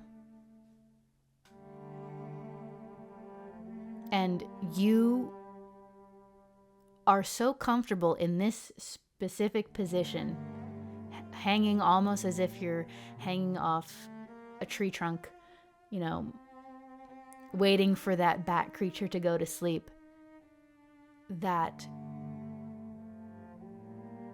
you let everyone get knocked off by these worm creatures onto the third platform. You watch as they struggle to stay aloft in this weird, not solid, not liquid. One by one, they either become too tired or knock each other off or immobilize each other long enough to slip through the final layer. And only when it's a couple people left do you let yourself drop to the sand layer. No, absolutely not. I will not get off of the highest level I possibly can until everyone has been disqualified. I'm trying to prove something here. What exactly? I may not be entirely sure. But bare minimum, I have to try to do my absolute best. And so you count all the way to 99. And when that 99th person, that Inguka who came in first place yesterday, drops into the water, do you drop down and down and down into the water? Yes, when I am the last possible person, I will wrap my poncho around my arms a little bit so I don't get burned, and I'll fireman slide down the pole onto the next platform down, wave to the crowd, and then dive into the water. And the crowd in general is eating it up. The concept of someone did so unbelievably well and is playing to the crowd. They're having the time of their life. When you exit the pool and you look up at around some of the more noble members of the society, you can tell that they're judging you on if you are just some cocky asshole who is just showing off to show off, or if you are making a strategic move to purposefully win over the crowd and gain notoriety as if you think that's going to do you better. A lot of them can't seem to place you in their mind. You look up to the observer's box, and Tlali is there but not looking at you. They are leaned over into the ear of Lord Aranthe, and Lord Aranthe has a hard look on his face as he's concentrating on hearing them over the crowd. And when they're done speaking, Tlali takes out a notebook and begins writing something, but never once looks at you. So this is all when I've come up from the water. And you're out of the pool, and you're getting a towel wrapped around you and being offered water once again. My only thought is that I've done something wrong. That's the only thing I can think. So it's like 60-0. Whether it was an act or not, I believe I was doing what I thought was necessary here. And now I was like riding that high of the crowd. And if they're still cheering, the second I see that, it's just like, it's all gone and I'm serious again. Like, well, all right. And I think you turn away after that shift in demeanor. And we see Etuvar take a rolled up piece of paper or something and throw it at Tlali's head and gets their attention. And when they lean over to look at him, he points at you. And that is when they look at you finally.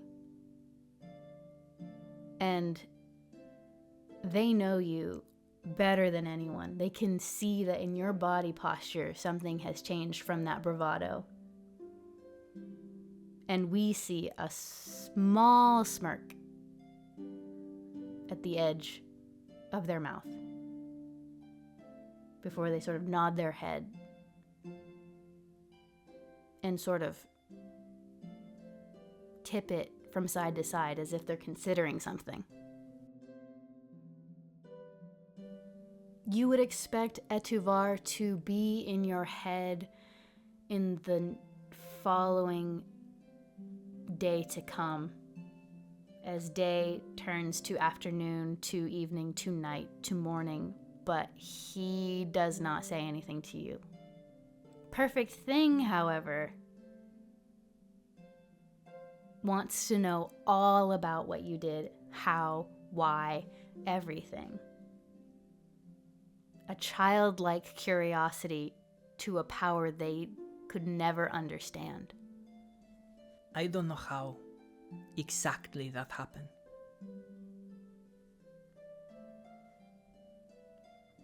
But I don't think he was wrong.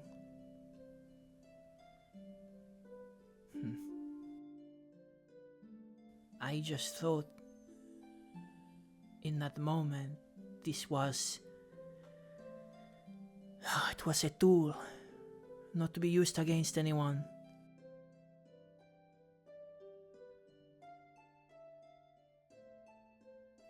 I've never been in such a place. I thought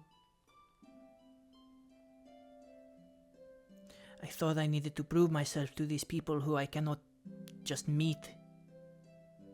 They have no say in who gets chosen. They are just here to watch. So why do I still feel like I failed? But you didn't fail. You won.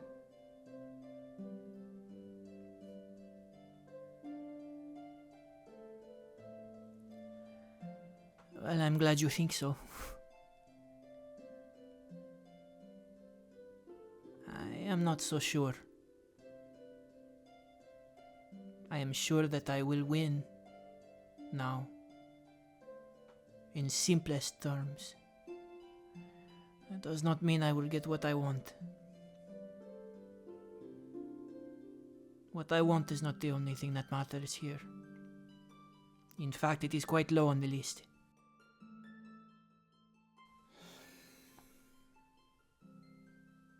And as you make your bed for the night, thoughts swimming in your head.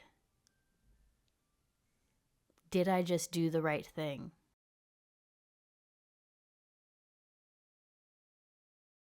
Once again, we cut one final time. You are standing in the Colosseum once again. This time it is fully lit so you can see everything in its normal color. The cutoff for the previous test was at 50. So it's you and 49 other people.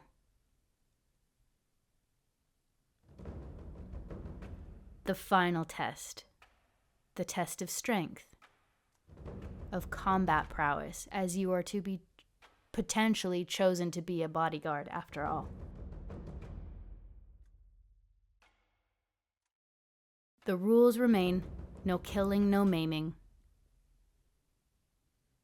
Other than that, it's incapacitate until you're the only one left, or you've been incapacitated. I think before the countdown and that final flare, you look at Tlali, and she's looking right at you.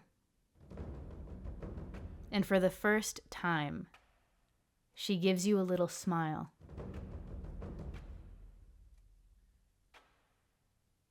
And then plays it off as if she's just surveying the competition and is pleased by what she sees.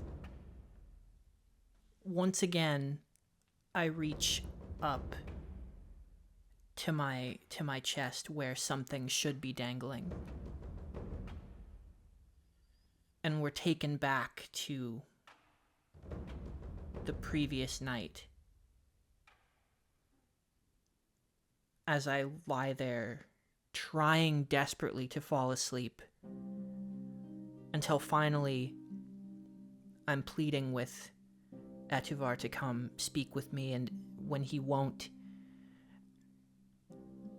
I take the necklace off completely, and I hold it up to Perfect Thing, and I say, "Perfect Thing, will you do something for me?" Of course.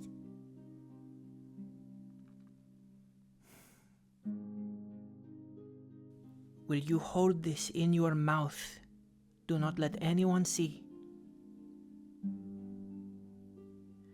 If Etuvar is able to determine that you have this, tell him he can have it for himself. Tell him he can even tell his siblings that I do not have it. I do not want this anymore. Its utility is done. But next is just me versus people. They have come here for their own reasons and they do not deserve to fight. Whatever this makes me. Okay. You got it. It does not fit, does it? No, but it's okay. No, that's not okay. And if the others are here, they're going to see and they're going to try to take it from you. Do you think that you could take it to Etuvar and simply give it to him without being seen? I could try.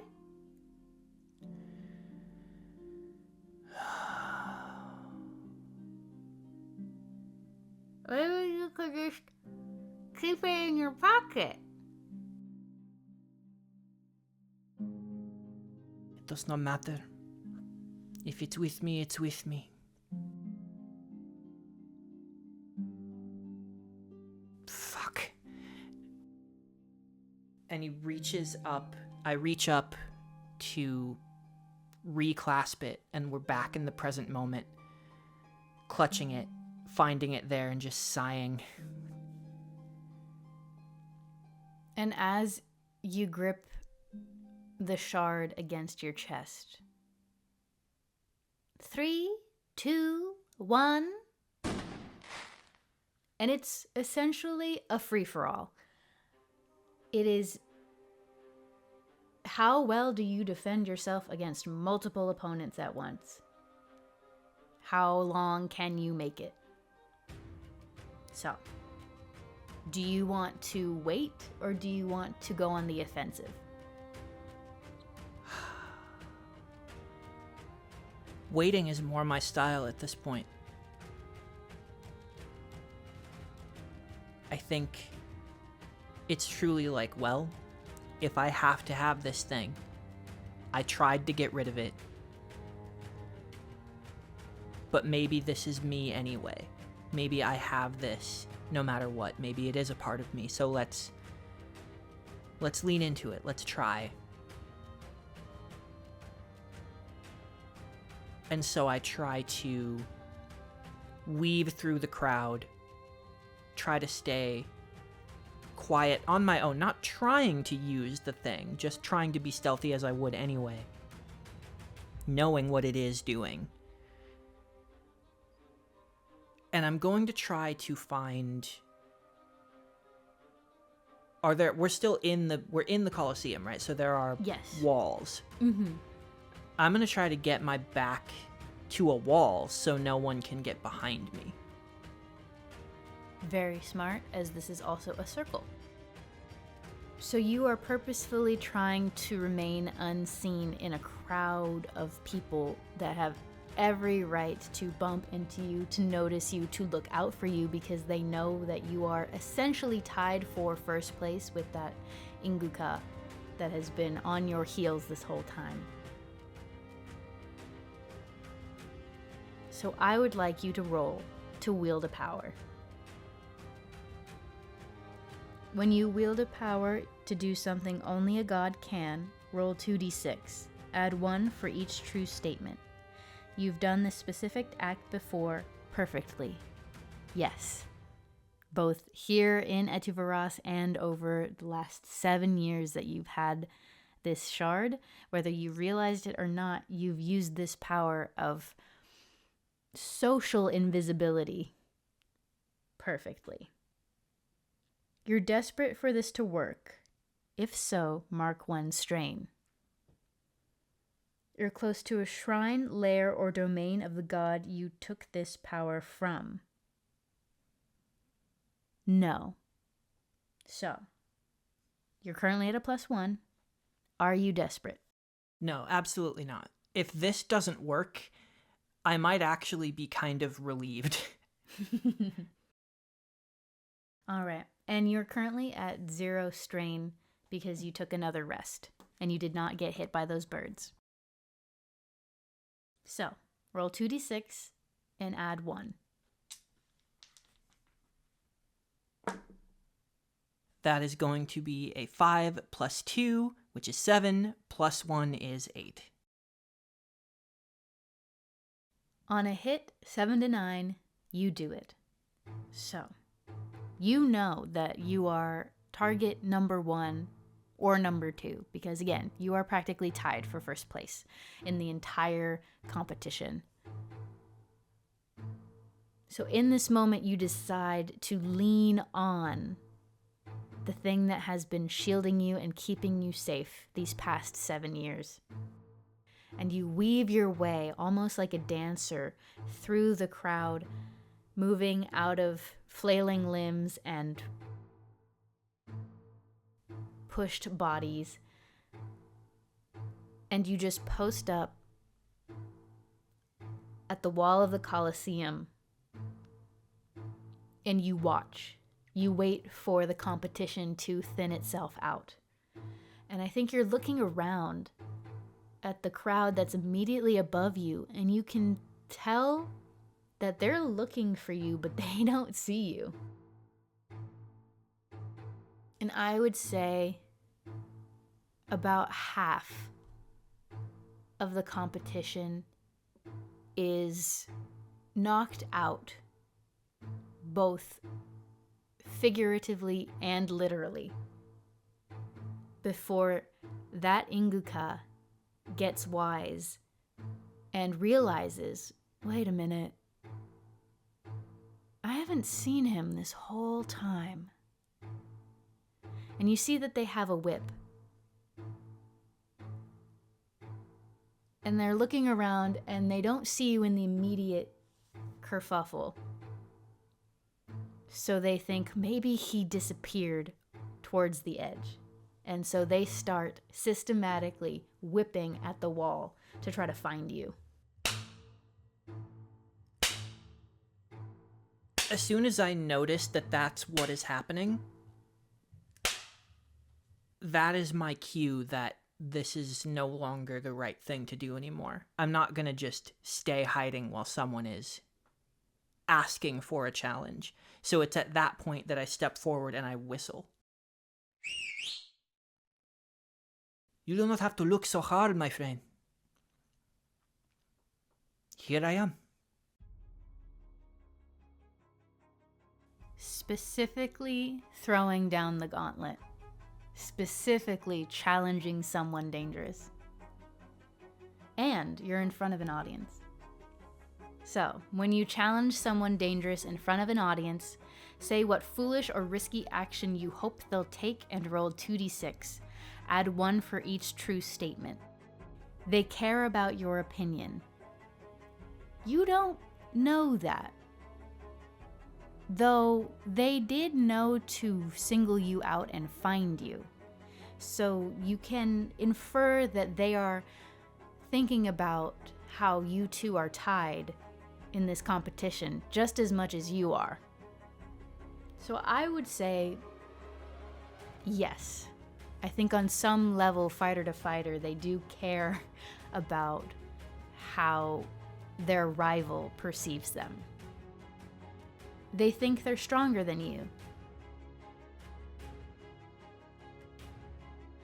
That's a tough question. You have this power they've never seen before, but they think they're physically stronger than you. So I would say yes. And the crowd is on your side. Absolutely. Especially since yesterday, the crowd was looking for you, was waiting for you to do something, was waiting to see what you would do next. So that's a +3. Based on the wording of this, too, it's hoping that they'll take a foolish action and rise to the bait. So I think what's happening is, despite the show that I've put on at this point, I hold my spear forward like someone would hold a pitchfork, not in a impressive way necessarily. But knowing in the back of my mind, I can still make this a move. This is a functional weapon. This is something that has a purpose, be in a way that even like a sword doesn't. It can be used for other things. So I know I can do something with this, but I put on those big sort of puppy eyes again, and I say to this person, and 100% mean it, "You know, it is my honor to fight you. I have been quite impressed by your performance so far," as I'm sort of swaying back and forth. "In any case, I hope I do not disappoint. I think this is going to be fun." And you see their ears and their whiskers twitch, and they narrow their eyes as if they're taken aback by this, that you would be so cavalier in this moment. And they just start gathering up their whip and get ready to attack you with it. So, roll 2d6, add 3. No! Double sixes. +3 is 15. That is a 15. So literally as high as it could possibly be. As it could possibly be. You've pushed your luck a little too far. On an overkill 10+, you push it too far. Your target reacts instantly and dangerously. I think... Well, let me ask you, was this completely genuine? What you said? That's the thing, is I am using the truth to do something that is deceptive in a way. I am baiting with a true statement. But I don't know this person's fighting style or anything. So I do want to disarm them. I mean everything I'm saying. But I do want them to attack first, the same way that I did with that creature. And I'm hoping that I can gain some insight into what they're going to do. I've probably never fought anyone who had a whip before. So I think what I want is for them to get in close and for me to like spin around, like dodge it and get behind them and then have that advantage. I want to be in close because at range they have an advantage. But I did mean what I said. And I am having a great time. And even though you are not direct rivals in terms of the houses you'd like to join, you are rivals in terms of placement in this competition. And even if, for whatever reason, they would not be chosen by House Ongo, that means that they still could be chosen by House Arente. And I think that demeanor and the words that you say and how you say it, they don't take it how you mean it, and they take it as disrespect. And so they, without saying anything, they just, you think they're going to flick the whip at you, but instead they take a dagger out of their boot and they huck it at you. And I think you have a split second to react before you get stabbed in the shoulder. Yeah, I mean, I think this is a very fantasy thing to do, but in my head, I'm thinking it would be faster at this point to sidestep and try to deflect it with the spear rather than just get out of the way. And I think you step and you try to deflect, and you are successful in that. But it was a smokescreen. And before you know it, the whip is coming at you, and it wraps around your spear and yanks it out of your grip. And then they're running at you. What would you like to do? I get low, get onto the balls of my feet, and then charge forward and tackle their midsection like I'm wrestling an alligator. All right. Now we're getting into it. When you inflict violence on someone, roll 2d6. Add 1 for each true statement. They wish you harm? Yes. You're desperate. I still don't think so. Not yet. And it's personal.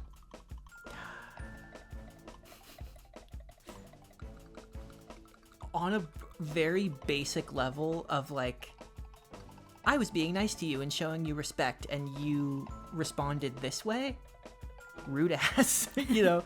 So I do think that one might be true. All right, so that's a +2. It's 12. Uh-oh. On an overkill, 10+, you lose yourself to righteous fury. The GM will tell you the costs of your divinity. Now, the god you have your power from, you take your power from, is not a god you would think would be helpful in combat. Divination is used more in preparation than active combat or activity or something in the moment. But I think you're so disrespected by the concept that they were disrespected and chose to act in the way that they chose to act, that I think those flashes come again. You see a flash where they're tackled to the ground and they scratch your face and you begin to bleed. Then it's another flash where they're tackled to the ground and they hit their head and are knocked out instantly, and the fight between you two is over. And then there's another flash, which is the one that ends up happening, which is they're tackled to the ground and their face is pushed into the dirt and their eyes glaze over and they wonder what even is the point. When I get them onto their back, again, just like with a crocodile or alligator, when you see people wrangling them, subduing them, you're putting weight on the back, right? You're keeping the legs from moving and then holding the mouth shut, right? But instead of holding the mouth shut, I just take both wrists and I'm like holding them in a hold, and then grabbing the back of the fur, the back of their head, and like holding their head up to the crowd, up and like really up into the boxes where the lords are, and just snarling into them. Do you think it wise, seeking the position that you are, under the watchful eyes of those who you claim to serve, you would choose violence as a reaction to a show of respect? You are offered friendship, a challenge, given clear rules, and you respond with a blade. That is who you wish to be? That is who you think they deserve? And I just like throw the head forward, like back into the dirt, just like, and then get up and release the hold, pick my spear up, and just hold it, now not hiding my like actual real stance that I would use, and just wait to see what this person is going to do, or if I should just move on. I thought this person was an equal. And you see they don't move. Their face is still placid and far away.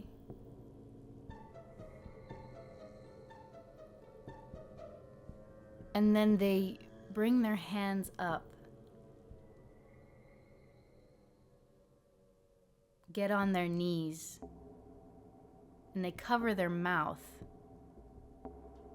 as they stifle a sob. And you can tell that they saw something, but you don't know what. And you've incapacitated them in so much as they've lost the will to fight now. I come out of it a little bit. I look around, sobered somewhat by that reaction. I think I crouch down next to them and press the last flat rock that I brought with me into their palm and close their hand around it. Do not leave this day with regrets.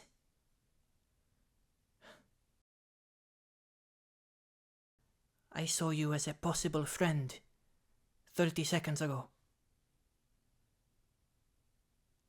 Be one again or don't. And then I get up and I run to the next most dangerous looking person. There is a quiet that fell over the crowd that was paying attention to you. They finally saw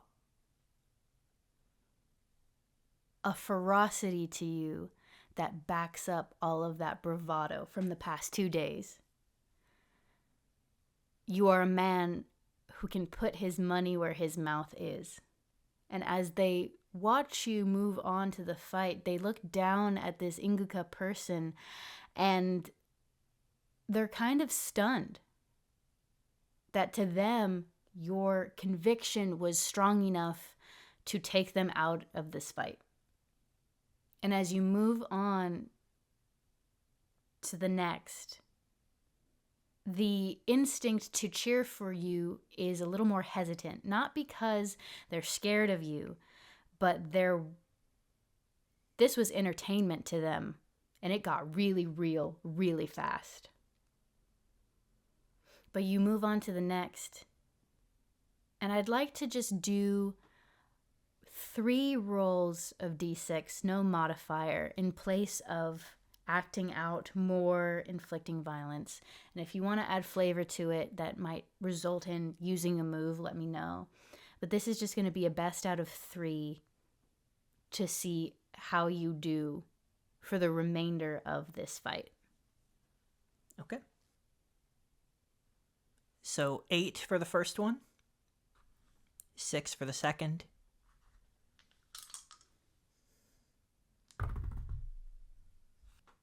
6 for the third. Oh boy. What do you think happens that shakes? You still do well, but what happens that shakes your ability to perform your absolute best? I believe what I just said. It's the natural endpoint of what I said yesterday. This means something more to me. It has to. And I realize that faith there, it's not for a god. I suddenly just have faith in a thing that Tlali has put faith in. And that's a little bit scary. And then I remember that I don't know this place. I don't know these people. And I don't know the version of myself that just did what I did. Acting so strongly, so harshly, so emotionally for something that isn't fully formed in my heart. So now it's just noise in my mind. Do my best, look my best, what is my best? Am I trying to win these people over? Am I trying to do this quickly? I just get completely lost in my own mind now because I'm questioning my own motivations.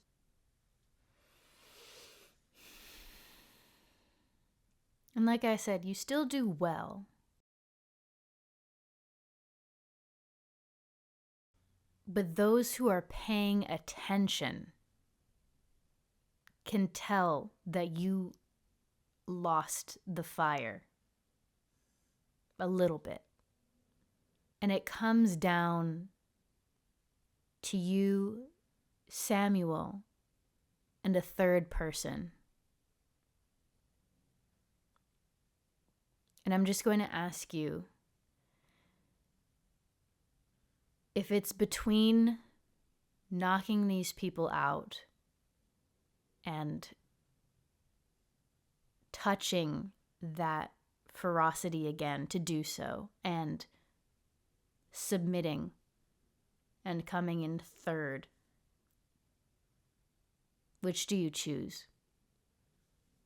And I say coming in third as in that's literally what will happen in this moment, but you did so well that you would still be first overall in the competition. I can't let that out again. But I think when I see that Samuel made it too, do I get the feeling that when he sees me, he knows who I am this time? Yes. And as soon as I see that, I begin to cry. Just tears stream down his face because the smile that bursts forth from the corners of his mouth, it's the warmest, realest one yet, and it melts everything else away, and everything I was questioning doesn't matter, and there's just the knowledge that it doesn't matter if I win perfectly or at all if I didn't do what I really came here to do, which is find myself again. And so in that moment, I have won. And so when I get to him and I realize that at the end of this, I get to fight someone who actually does feel like a friend, the first person to really remember me and connect with me here. I forget the crowd, and begin to spar like the stakes are low. And however the thing shakes out,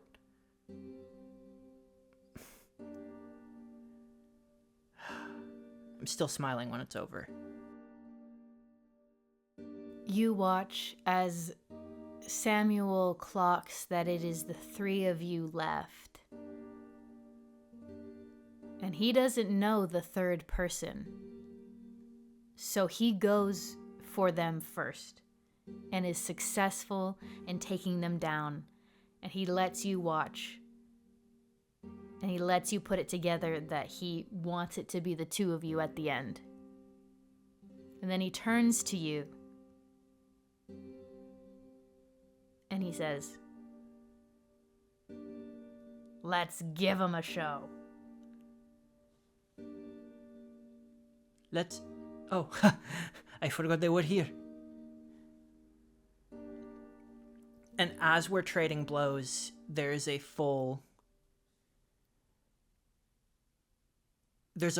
Inigo Wesley happening here. There's just a full banter back and forth of just pure fun and asking each other questions about, like, oh, where did you learn that? It's, oh, ow, oh, wow, cool, ow.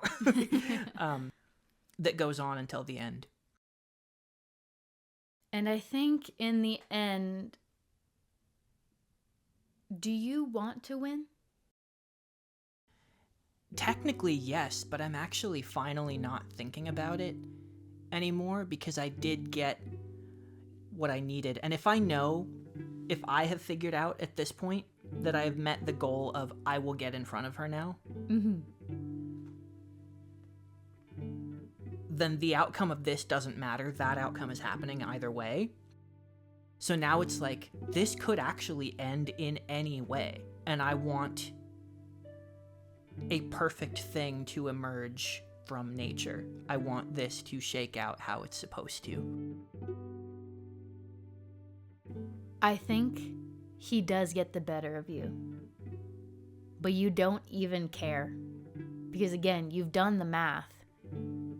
You've accomplished your goal in different ways already. And if anything, it makes him look better. So everyone wins. And he's laughing as he knocks you on your back and tips his spear down at your throat. And then when the fight gets called, he leans down to grab your hand and help you up. And as you're pulled up, the both of you turn to face the observer's box where Lord Aranthe sits, as you both want into this house. For what reason, you don't know yet for Samuel. But you look at Tlali, who is looking at you, and now there is a genuine full smile on her face, as if she sees the person she was searching for in you once again. Still too far to hear me, right? We're not interacting yet. And especially not over this crowd. I made a promise. I can see her. She has my full attention. I had to break that promise to fight with her right there. The last thing I think before the next phase of this, wherever I'm going to be moved or whatever is about to happen, is she will probably forgive me that.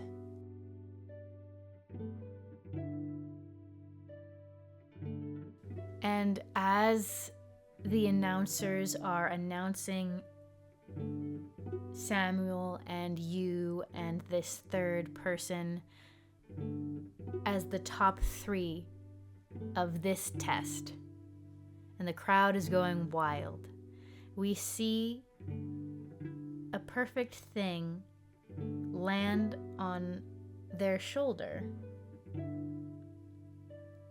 and you you see Perfect Thing shake in the way that birds do, just like when you first met them, and they landed on Etuvar's shoulder. And then you see Tlali lean down as if to whisper in Perfect Thing's little bird ear. And Perfect Thing flies up from their shoulder over to you, lands on your shoulder, and in a voice unfamiliar to you, in your head, Perfect Thing just says, "See you tomorrow."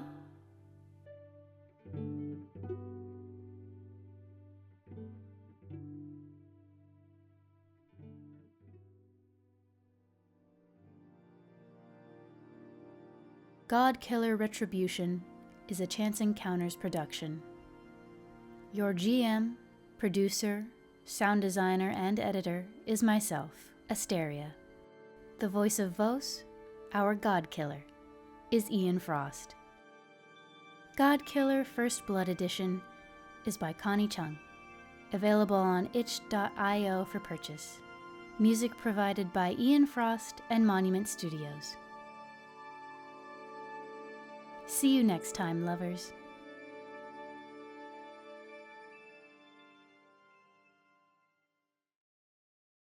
Even if you do, it'll be fine. There'll probably be music or some sound effect over it at any given point. As long as it's not whistling, that's what I was worried about. That's what it was doing. Okay. All right, seems okay. I'm gonna snap to get a crisp waveform, though I know it's the start because we've been going for like a minute. Look at how small yours one is. Okay. Oh. There we go.